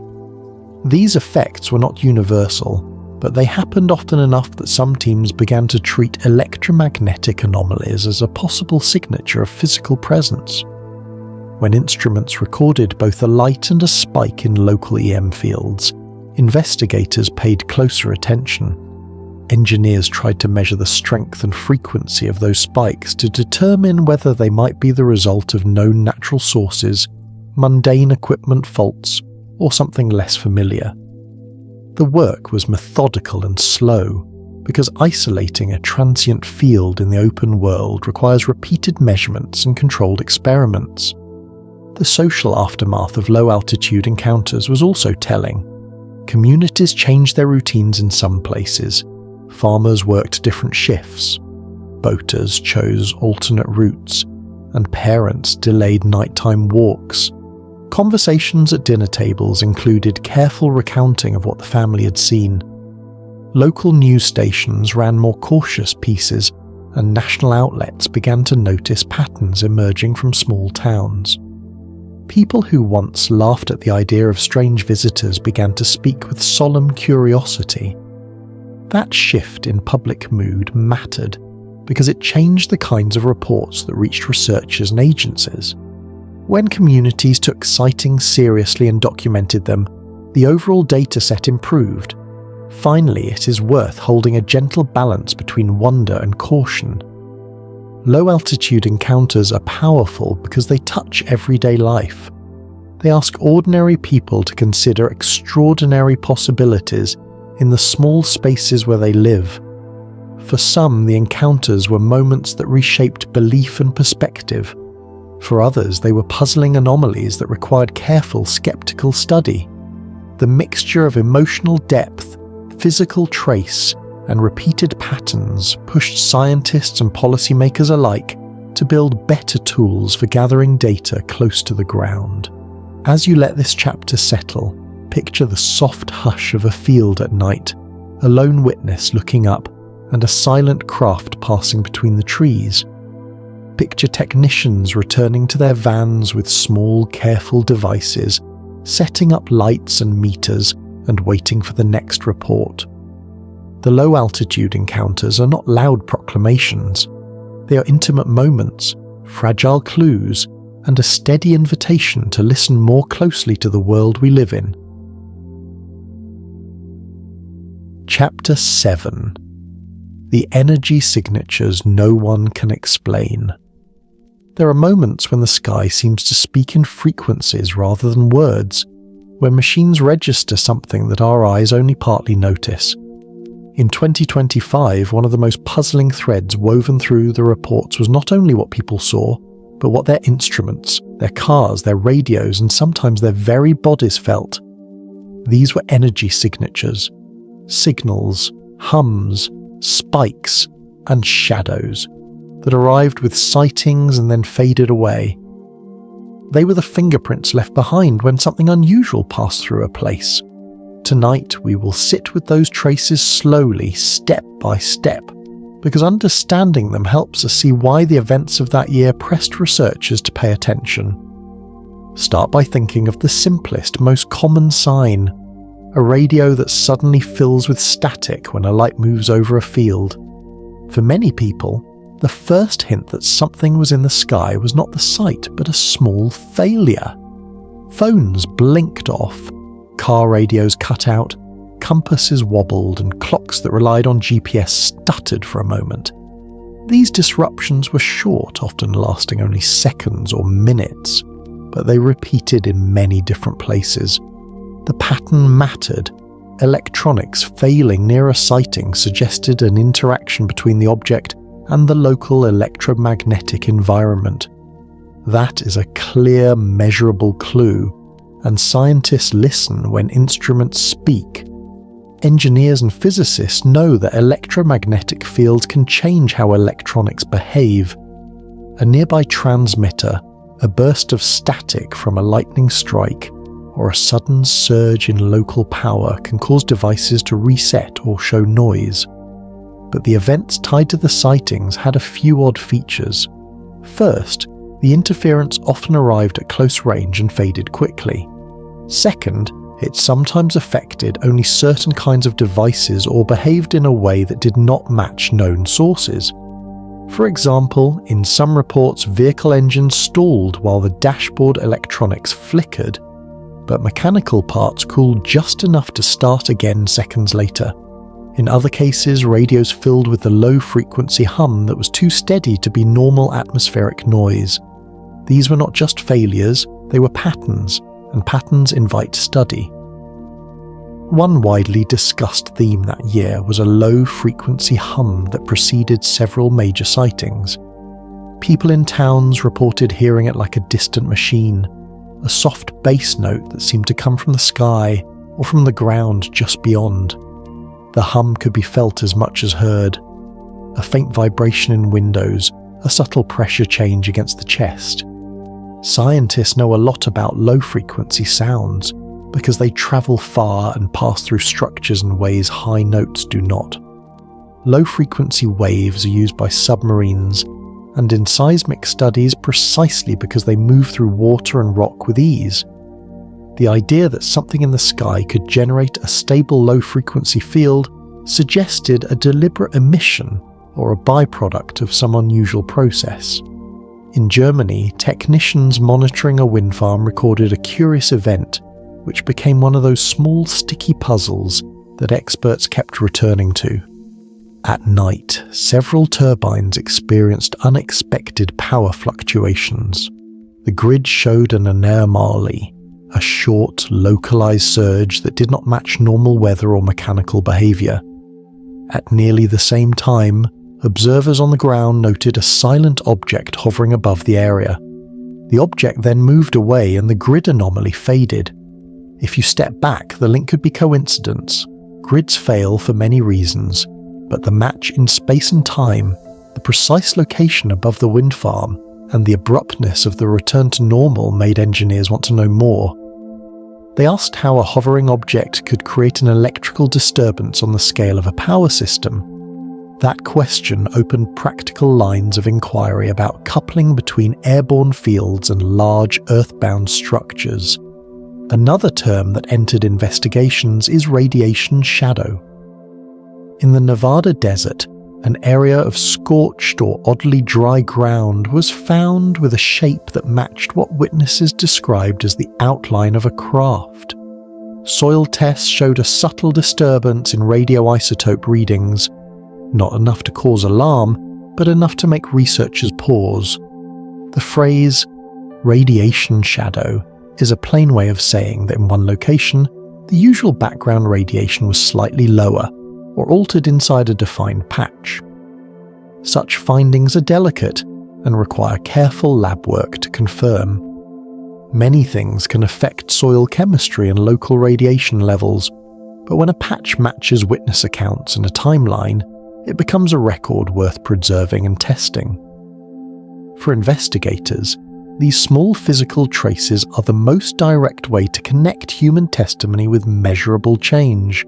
The presence of energy signatures led teams to use specific instruments when they went into the field. Rather than only taking pictures, researchers brought electromagnetic field meters, spectrometers, ion counters, and devices that measure low-frequency vibrations. They used thermal imagers to see heat patterns and multiband radios to listen across many frequencies. The aim was simple: measure as many channels as possible at once. When multiple channels change at the same time, a spike in an EM meter, a dip in a radiation counter, and a matched video frame. The event becomes harder to dismiss as noise. In 2025, more field teams adopted this careful, multi-sensor method because the signatures were often subtle and transient. Being prepared mattered. One common technical question was, Could these energy effects be produced by natural phenomena? The short answer is yes, in part. The atmosphere and near space harbour many processes that can create strange signatures. Lightning, ball lightning, ionospheric storms and solar flares all change local electromagnetic conditions. Auroras move charged particles in ways that can affect radio. Even seismic events can change local radio noise. Scientists carefully cross-checked reports against solar weather logs and seismic records. In many cases, natural causes explained a report, but in a notable set of cases, the timing and local detail did not match a simple natural event. That gap is what pushed researchers to think about other possibilities. One technical idea that many researchers discussed was the concept of a localized, controlled electromagnetic field emitted by an object. If a device could shape a field around itself, it might explain both the glowing plasma-like edges witnesses sometimes saw and the disruptions to nearby electronics. A shaped field can induce currents in circuits, confuse radio receivers, and create sensations in the human body where nerves react to electric or magnetic changes. In essence, an active field could be the reason phones die, radios glitch, and car engines stall. Not because the device directly touches or hacks them, but because the field changes how electrons move in those systems. Creating and shaping such fields in open air requires energy and precise control. The better the control, the more local and selective the effect. That selectivity might explain why some reports show only certain devices affected while others remain fine. An intentionally narrow field could affect instruments within a few meters, but leave others farther away untouched. The idea of selective influence fits some witness descriptions where a single car on a road had systems fail, while another vehicle a few meters away did not. It is a neat concept, but it raises a new question. Where does the energy come from, and how does the emitter manage heat and power? Those are practical engineering problems that guided much of the lab work after 2025.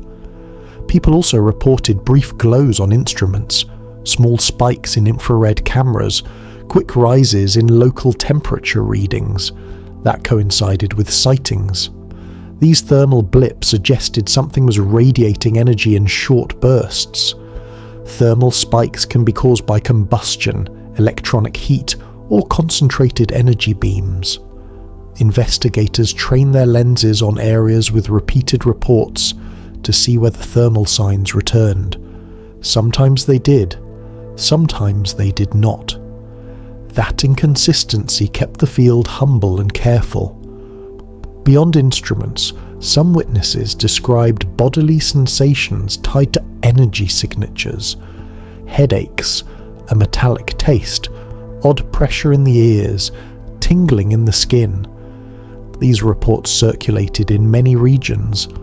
Medical teams learned to ask about timing and to take simple, non-invasive tests when they could. Many such sensations turned out to be temporary and harmless, but the repeat across separate accounts made researchers document them carefully. Human bodies are sensitive to changes in electric and magnetic fields, and modern medicine recognizes that sudden exposure to strong fields can cause symptoms. The presence of repeated reports meant that human physiology became another data point worth measuring alongside instruments. Stories grew too. In one place, long-time residents of a quiet town reported hearing a deep hum for several minutes before lights appeared. In another, a group of campers awakened to a faint buzzing and found their watches stopped, while a soft blue glow hung above the trees.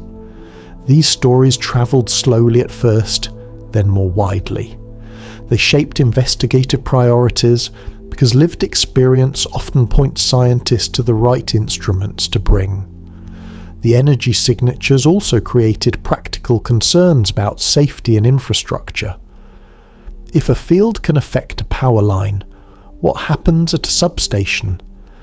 If it can fuzz navigation signals, What happens to a pilot approaching an airport?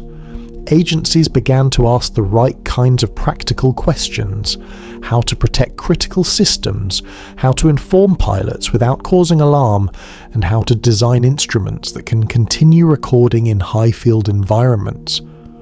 Those are common-sense steps that engineers take whenever a new risk appears. The work became a blend of measurement, protection, and communication. As the year progressed, research teams formed to run controlled tests. They set up arrays of meters, coordinated witness interviews with instrument deployments, and tried to recreate the reported low-frequency hums in labs to see how electronics responded. Some experiments replicated small interference patterns with known devices. Others could not reproduce the precise mix of signatures reported in the field. Those failures were not useless. They taught teams what to measure next and helped refine models of what a true, unexplained signature would look like. One quiet truth of the energy story is that proof rarely arrives as a single dramatic moment. Instead, it accumulates as small, consistent matches between instrument and eyewitness, between thermal spike and visual frame, between a radio burst and a recorded vibration. In 2025, the energy signatures added a practical, measurable layer to the witness accounts. They moved many questions into the realm of testable science and away from pure storytelling. That is important because it invited engineers, physicists, and field scientists to engage with the data in careful ways. So as you listen, imagine technicians setting out meters at dusk, aligning cameras, and checking batteries.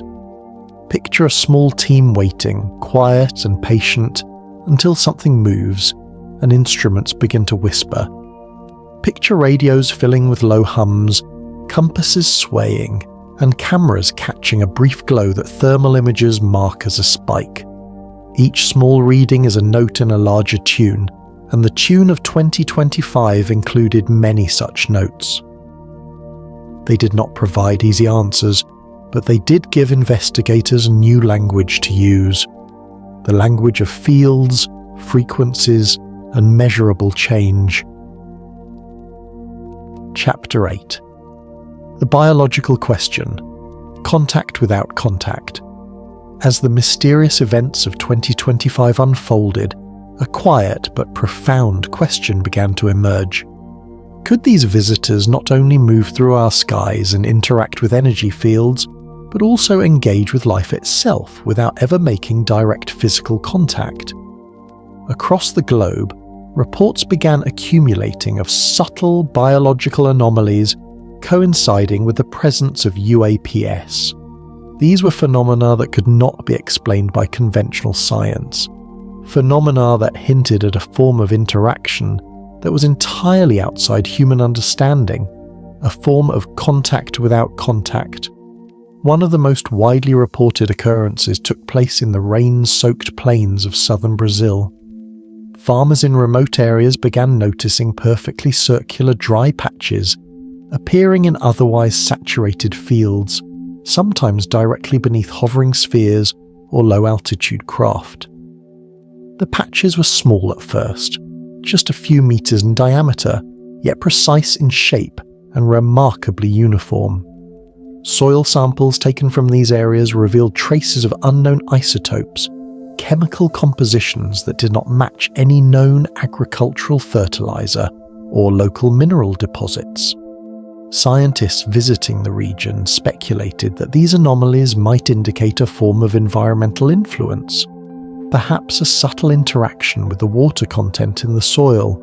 Yet no mechanism known to terrestrial science could produce such consistent results without direct contact. In the forest of New Mexico, hikers and campers reported encounters with bluish orbs that seemed to follow them for hours, yet never approached closely enough to touch. One particularly detailed account described an orb hovering silently between the trees, pulsing faintly in rhythm with the observer's breathing.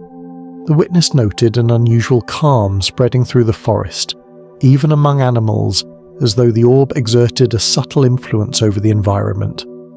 Later, a team of scientists visiting the site detected minor atmospheric anomalies, including localized variations in air pressure and trace elements in the air composition that were otherwise undetectable in the surrounding region. The impression was that these orbs were capable of influencing the immediate biological and environmental context in ways that did not require physical interaction. North America provided equally compelling evidence. In Manitoba, Canada, a paramedic anonymously reported a series of sightings during emergency call responses in rural areas. Residents reported hearing voices that were not words, but conveyed meaning. An odd linguistic or cognitive resonance that seemed to communicate without sound in the traditional sense. Simultaneously, livestock behaved unusually calm in the presence of hovering craft, with some observers noting patterns in which animals aligned themselves in particular formations, almost as if responding to an unseen influence.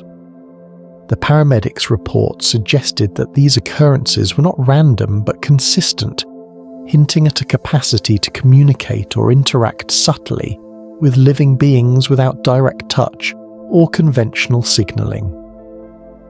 Marine life too appeared to respond in unexpected ways.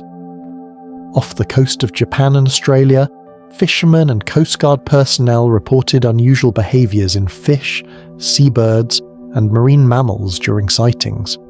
Schools of fish were observed dispersing or aligning in tight formations directly beneath hovering objects, while seabirds altered flight paths in synchrony with the movement of unknown craft above. In some cases, sonar readings revealed transient, low-frequency waves coinciding with craft movements that had no apparent origin in natural underwater acoustics. Scientists speculated that the objects could be emitting energy fields capable of influencing biological systems at multiple scales simultaneously, yet the exact mechanisms remained elusive. Reports were not limited to plants and animals. Humans too experienced subtle, sometimes inexplicable effects. Across multiple continents, witnesses described moments of heightened awareness, altered perception, or temporary physical sensations coinciding with encounters. Some described a tingling across the skin, others a deep sense of calm or focus.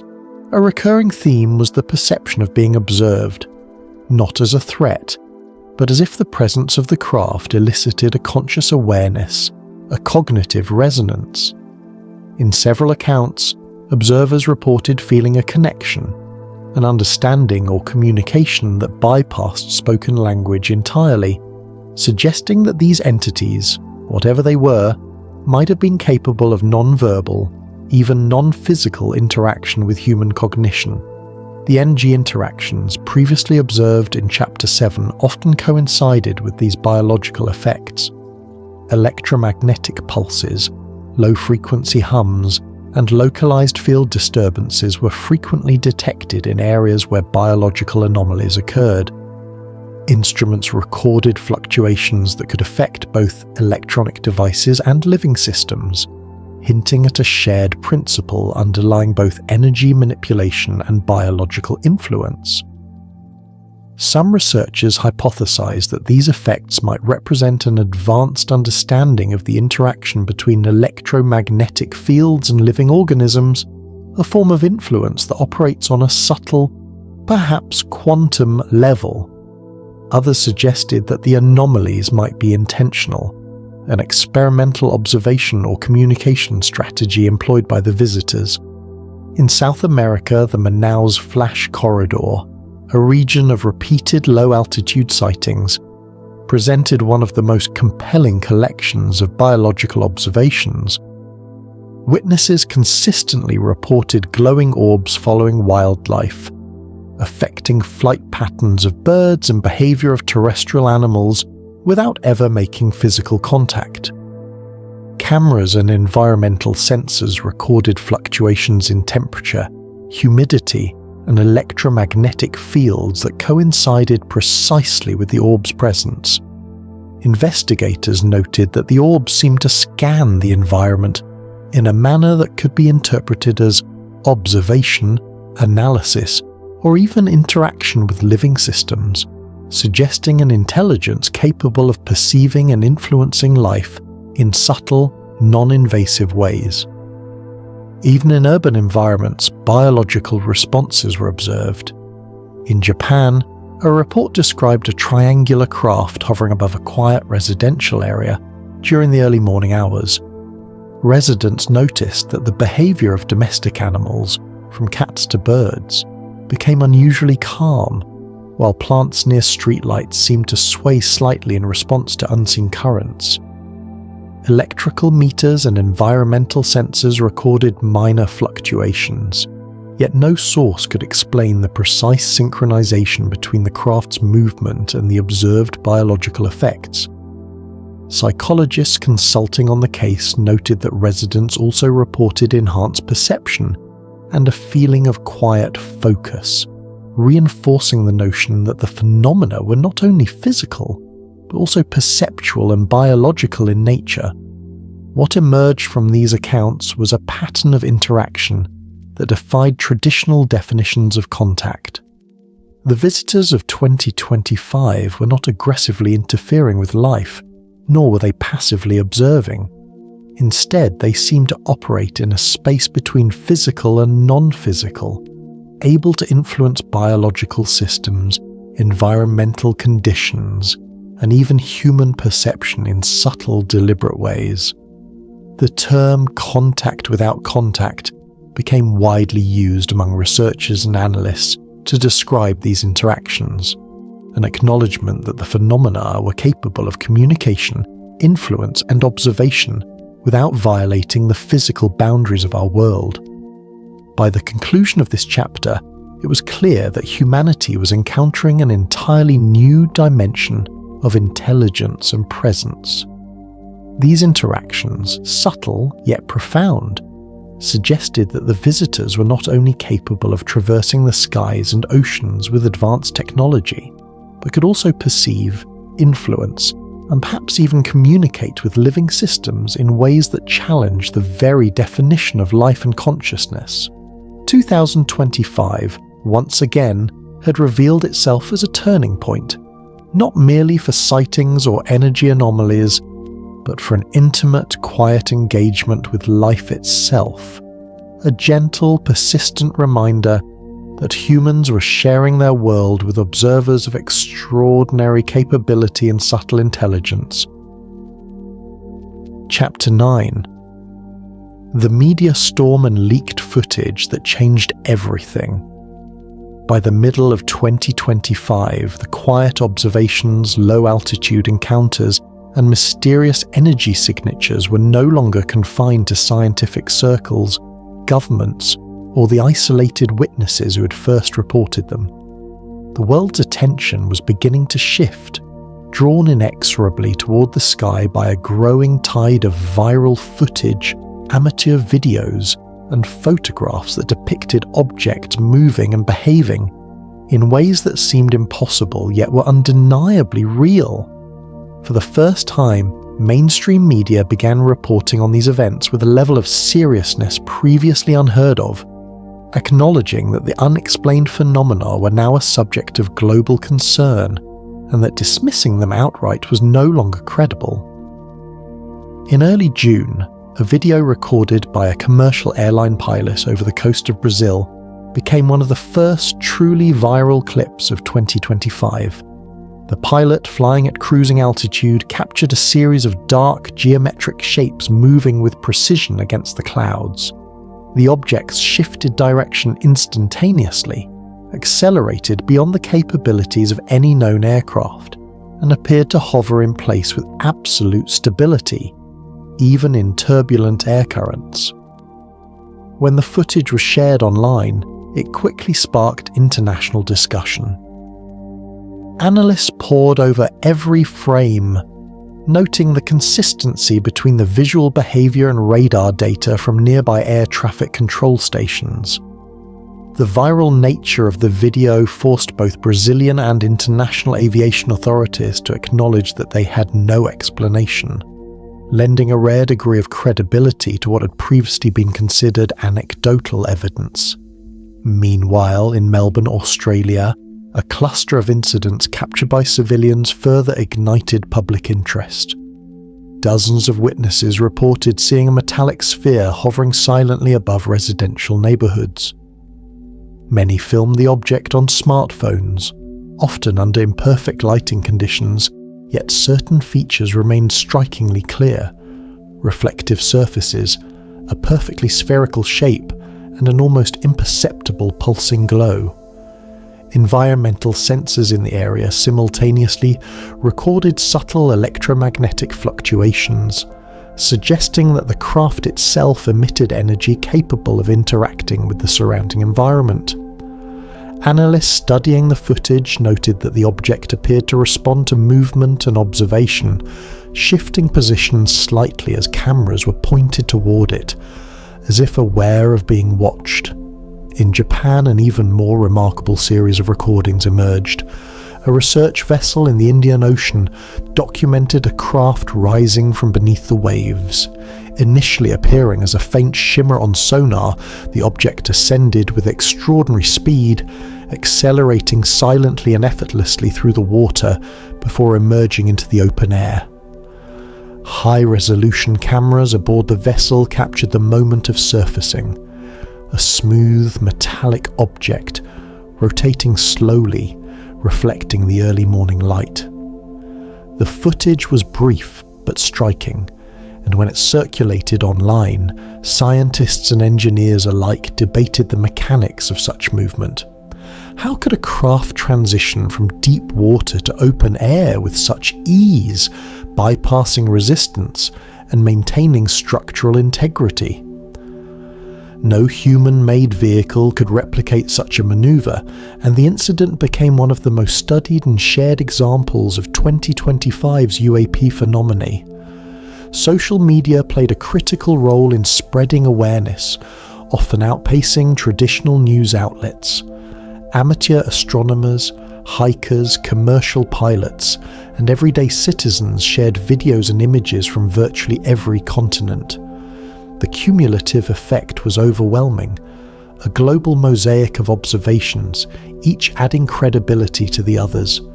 Satellite images, often leaked unofficially or captured by private networks, revealed additional patterns. Dark, geometric reflections moving in orbital paths inconsistent with known satellites were observed over South America, Europe, and Australia. Analysts began compiling these images into datasets, noting correlations with low-altitude sightings, energy anomalies, and even subtle biological effects reported in nearby areas. The evidence was becoming increasingly interconnected, painting a picture of phenomena that were coordinated, intelligent, and far-reaching. One of the most compelling pieces of leaked footage came from a classified drone over the Indian Ocean, later released anonymously to investigative journalists. The video depicted a triangular craft releasing smaller probes into the water, which then ascended to the surface before vanishing. Experts reviewing the clip noted that the main craft exhibited no conventional propulsion and appeared to manipulate the surrounding air and water, producing subtle distortions that suggested a mastery of environmental energy fields. The release of smaller probes raised immediate questions. Were these objects gathering data, observing marine life, or conducting some other form of analysis? The implications were profound, suggesting that these phenomena were not random occurrences but deliberate, coordinated actions with objectives beyond current human understanding. In Europe, a series of incidents near the Rhine Valley produced footage showing hovering orbs interacting with the natural environment.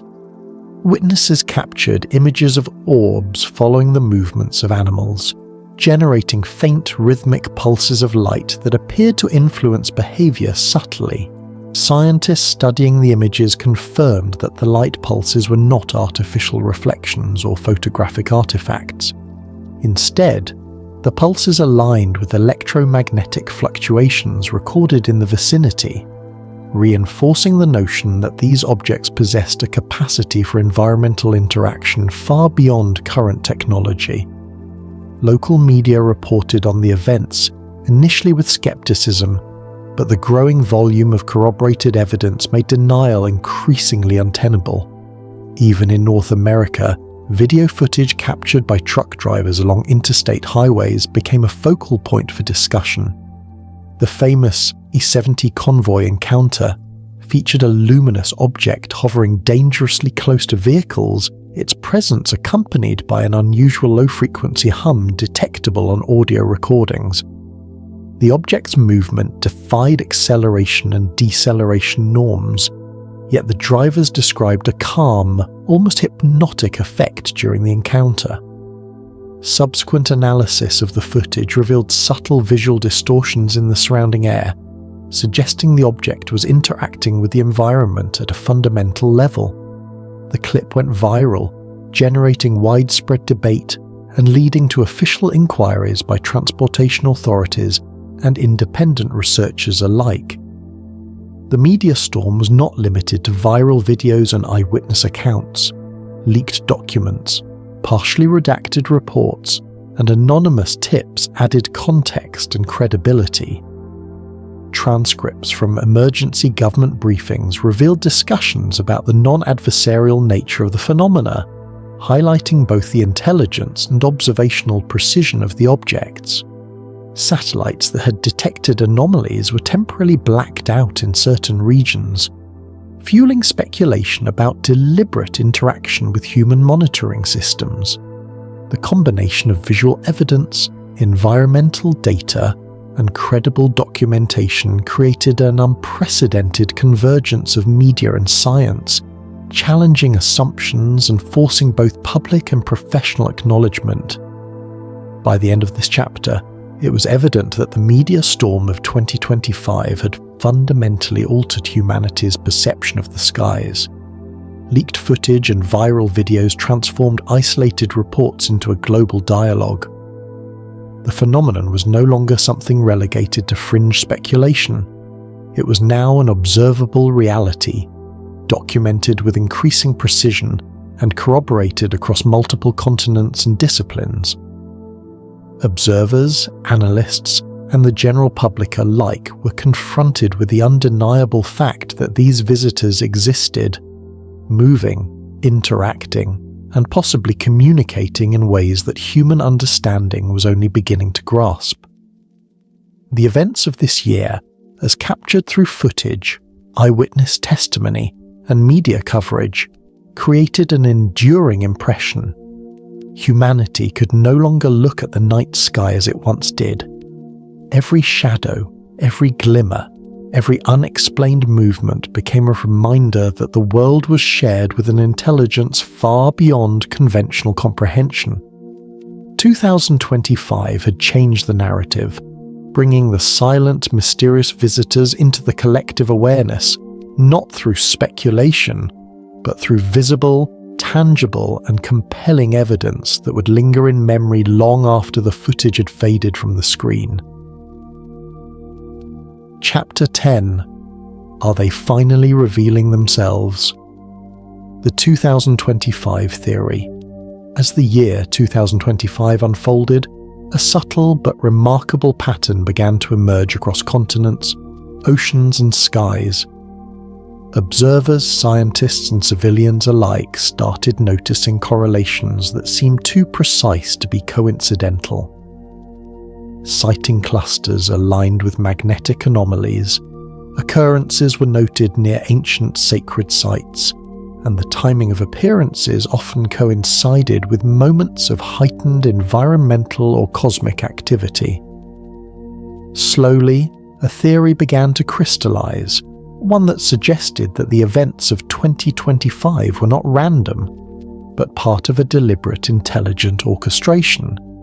This was the year, some theorists began to argue, when the visitors were choosing to reveal themselves, not as a threat, but as an observant, patient intelligence, timing their appearances with precision to maximize the impact of their presence while remaining subtle and enigmatic.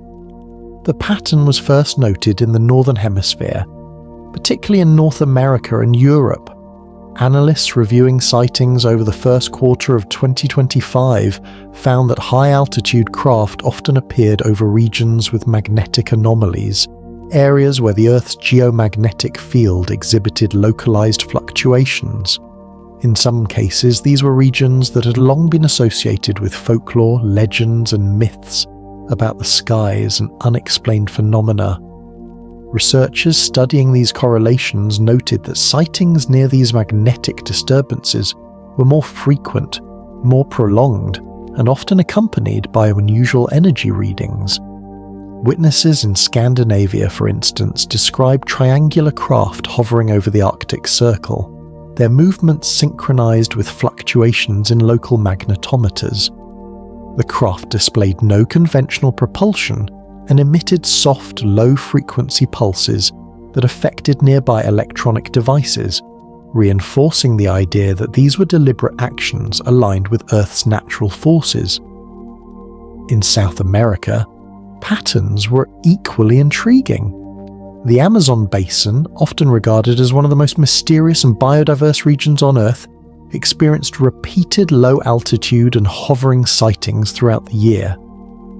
Analysts observed that the sightings formed corridors across the sky, with objects appearing in sequences that seemed to follow invisible pathways.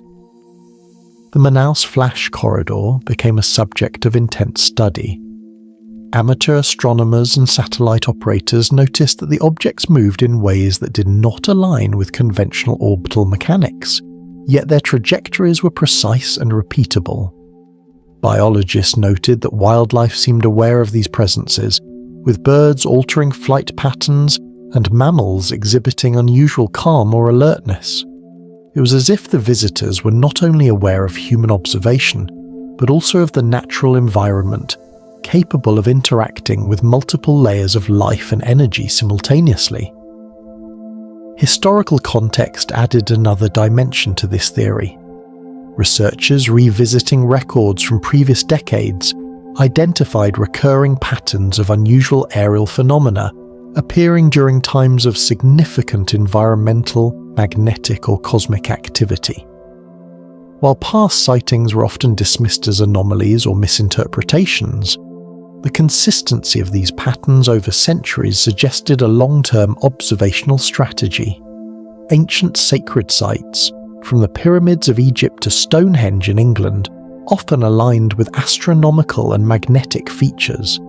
Some theorists proposed that the alignment of sightings in 2025 with these ancient locations was not coincidental, but part of a deliberate observational framework, an intelligent choice of time and place that connected past and present in subtle, precise ways. Eyewitness accounts from across the globe added human texture to this emerging theory. In Australia, multiple witnesses reported that low-altitude craft appeared near sacred Aboriginal sites, moving in silent, deliberate arcs that seemed almost ritualistic in nature. Observers described a sense of calm and attentiveness from the environment. The wind would still, birds would pause mid-flight, and shadows shifted subtly without apparent cause. In Canada, northern communities reported hovering orbs appearing over ancient indigenous ceremonial grounds, accompanied by faint rhythmic pulses of energy that local elders described as watching lights. In each case, witnesses consistently reported that these objects were aware of human presence, responding to observation without making contact, a phenomenon that blurred the line between interaction and surveillance. Scientific investigation further supported the 2025 theory. Across multiple continents, clusters of sightings corresponded with shifts in Earth's magnetic field, subtle solar activity, and localized energy anomalies. Satellites recorded transitory distortions in the ionosphere preceding or accompanying sightings, while ground-based monitoring stations detected low-frequency electromagnetic pulses some consistent with signals interpreted as patterned intelligence rather than random cosmic interference. Researchers studying these correlations suggested that the timing and placement of sightings indicated an advanced understanding of Earth's natural systems, as if the visitors were selecting specific moments when observation would be most effective, least disruptive, and most informative. One particularly compelling example occurred in Italy, where witnesses near the ancient city of Pompeii observed a series of glowing spheres moving silently over the countryside. Each sphere emitted subtle pulses of light, synchronized across multiple objects in ways that were difficult to explain through conventional physics. Environmental sensors recorded faint electromagnetic fluctuations that coincided with the sphere's movements, while local historians noted the alignment of the sighting with ancient ley lines mapped across the region. The repeated correlation of historical, geographic, and energy-related factors lent weight to the idea that these occurrences were deliberate, part of a broader observational strategy designed by an intelligence capable of understanding and integrating multiple environmental and cultural variables. Even in urban environments, patterns emerged. In Tokyo, a series of triangular craft appeared at predictable intervals above the city's financial districts. Observers noted that the objects hovered silently, their movements precise and deliberate, occasionally pausing to emit faint electromagnetic pulses that caused minor disruptions in electronic devices. Scientists monitoring the area observed a correlation between these appearances and subtle geomagnetic shifts, suggesting that the craft's timing was not arbitrary, but aligned with natural planetary cycles. Residents described heightened awareness and focus during the events, often reporting a sense of being watched without fear or threat, further reinforcing the theory that these visitors were engaging in careful observation rather than overt contact. Across the Pacific, the Aleutian Islands experienced similar patterns. Observers recorded high-speed craft appearing in regions where volcanic and tectonic activity was heightened. Sensors detected energy fluctuations in both magnetic and electromagnetic fields, while aircraft radar confirmed anomalous transmedium movements that defied conventional propulsion.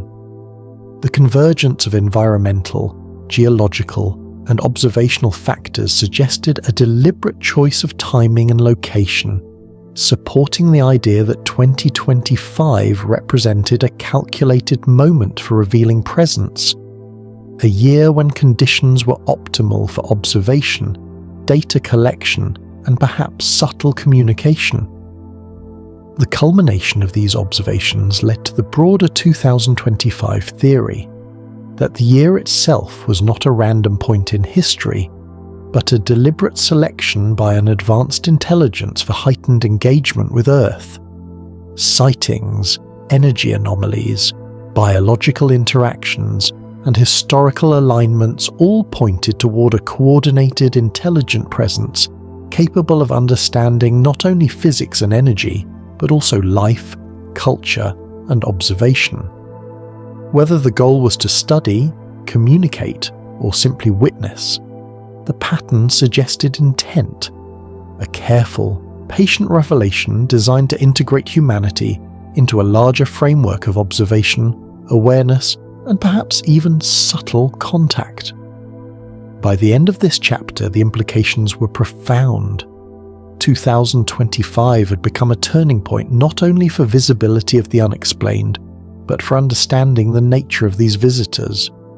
Patterns of observation, historical correlation, and environmental alignment suggested that humanity was not encountering isolated anomalies, but an intelligence that had chosen a precise moment to reveal itself.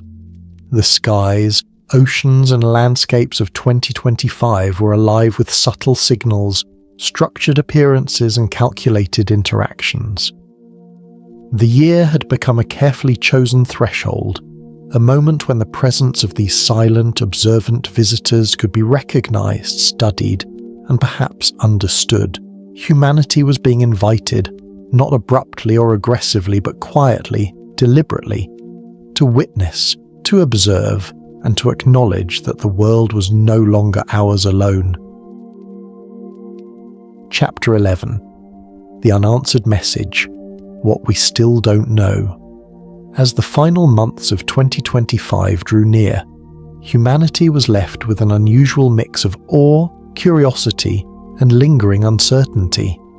The UAP phenomena had presented a year unlike any other in recorded history. Sightings across continents, energy anomalies that defied conventional understanding, subtle biological interactions, and media coverage that brought the unknown firmly into public consciousness. Yet, despite the volume of evidence and the extraordinary patterns of observation, the core questions remained unanswered. What were these visitors? Why had they chosen this particular year? And what, if anything, were they attempting to communicate? Observers around the world began documenting incidents that were seemingly impossible to explain, even with the most advanced technology and careful analysis.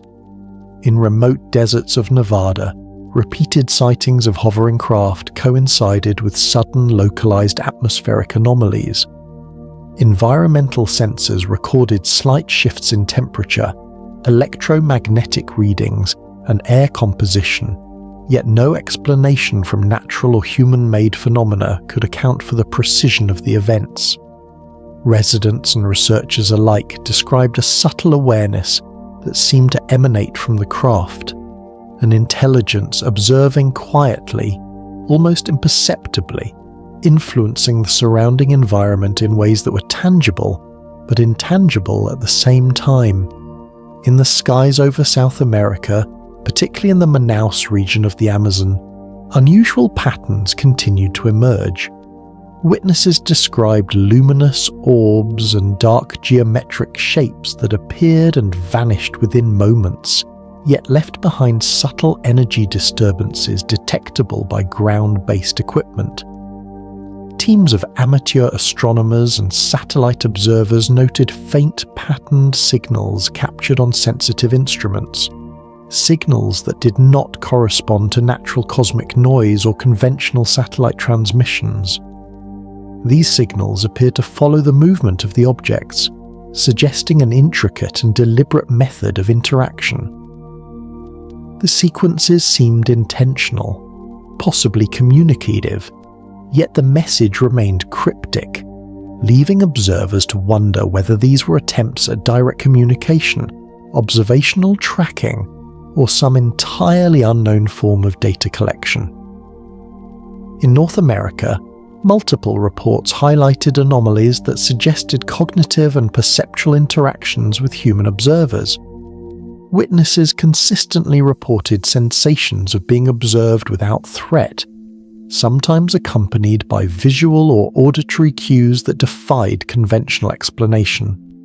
A paramedic in rural Manitoba, for example, described a sequence of events where a witness perceived meanings rather than words in rhythmic pulses of light, emitted by an orb hovering nearby.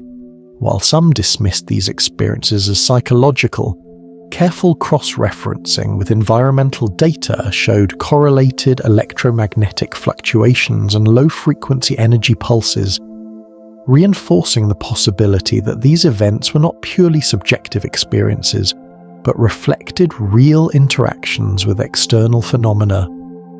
The oceans presented another layer of mystery. In the Indian Ocean, footage captured by a research vessel showed a craft rising from the depths, moving with an ease that defied known physics, and leaving behind a subtle, low-frequency hum that lingered across the water.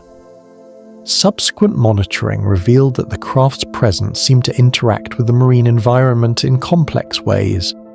Sonar picked up unusual acoustic signatures, schools of fish changed direction, and seabirds altered flight patterns. Scientists and mariners alike noted that these interactions were consistent across multiple sightings and locations, yet no explanation from oceanography, biology, or physics could account for the precision and subtlety of the effects. Even the most sophisticated technological monitoring struggled to decode the phenomena. Satellites, high-altitude drones, and radar systems detected anomalies that did not conform to any known model of propulsion, energy emission, or environmental influence. In several cases, objects appeared to respond directly to observation. When radar systems focused on them, they would shift trajectory or exhibit sudden, imperceptible accelerations, sometimes passing through cloud layers or even solid infrastructure without apparent effect. Analysts studying these events began to speculate that the visitors possessed an understanding of physics and energy far beyond human capability, allowing them to navigate and interact with the environment in ways that challenged conventional definitions of matter and motion. Despite the proliferation of data, fundamental questions remained. Were these visitors extraterrestrial, interdimensional, or manifestations of an unknown terrestrial intelligence? The recurring patterns, the alignment with magnetic anomalies, the subtle biological effects, and the timing with historical and sacred sites suggested deliberate observation, yet no definitive answer could be reached. The repeated appearances across continents, oceans, and urban environments hinted at intelligence, yet the motivations remained hidden, shrouded in mystery.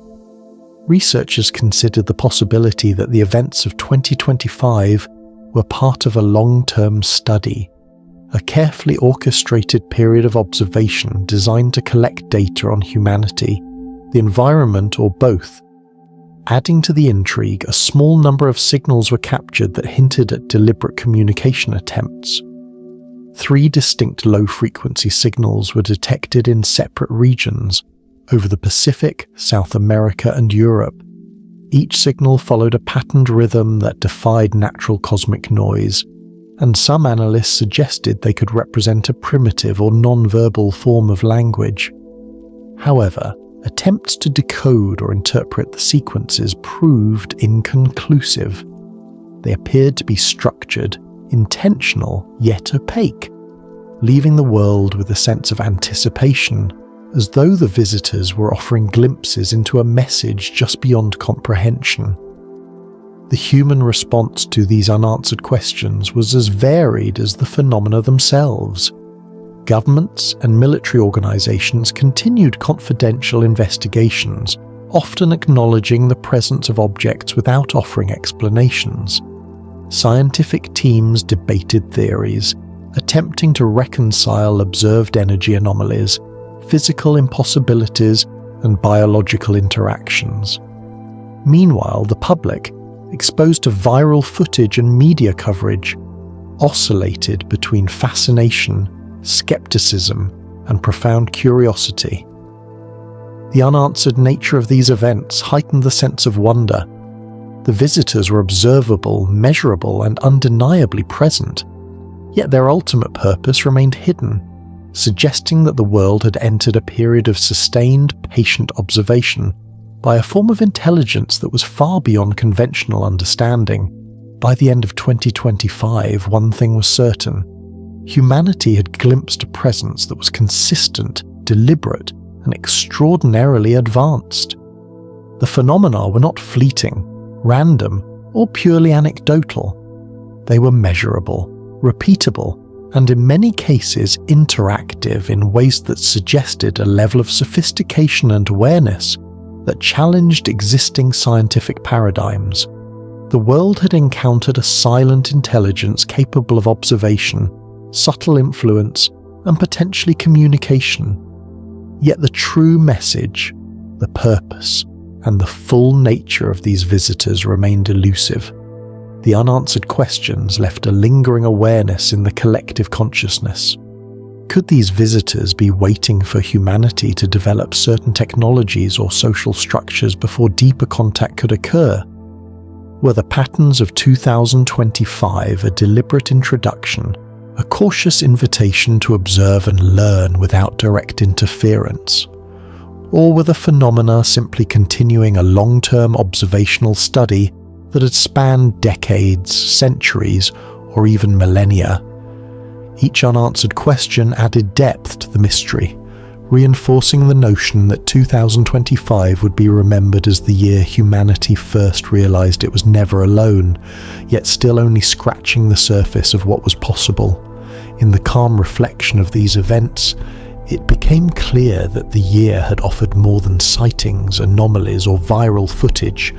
It had provided humanity with the awareness of presence, the recognition of intelligence beyond our own, and the subtle, patient demonstration of a world that exists alongside our own, moving with precision, observing with care, and leaving messages that we have only begun to perceive.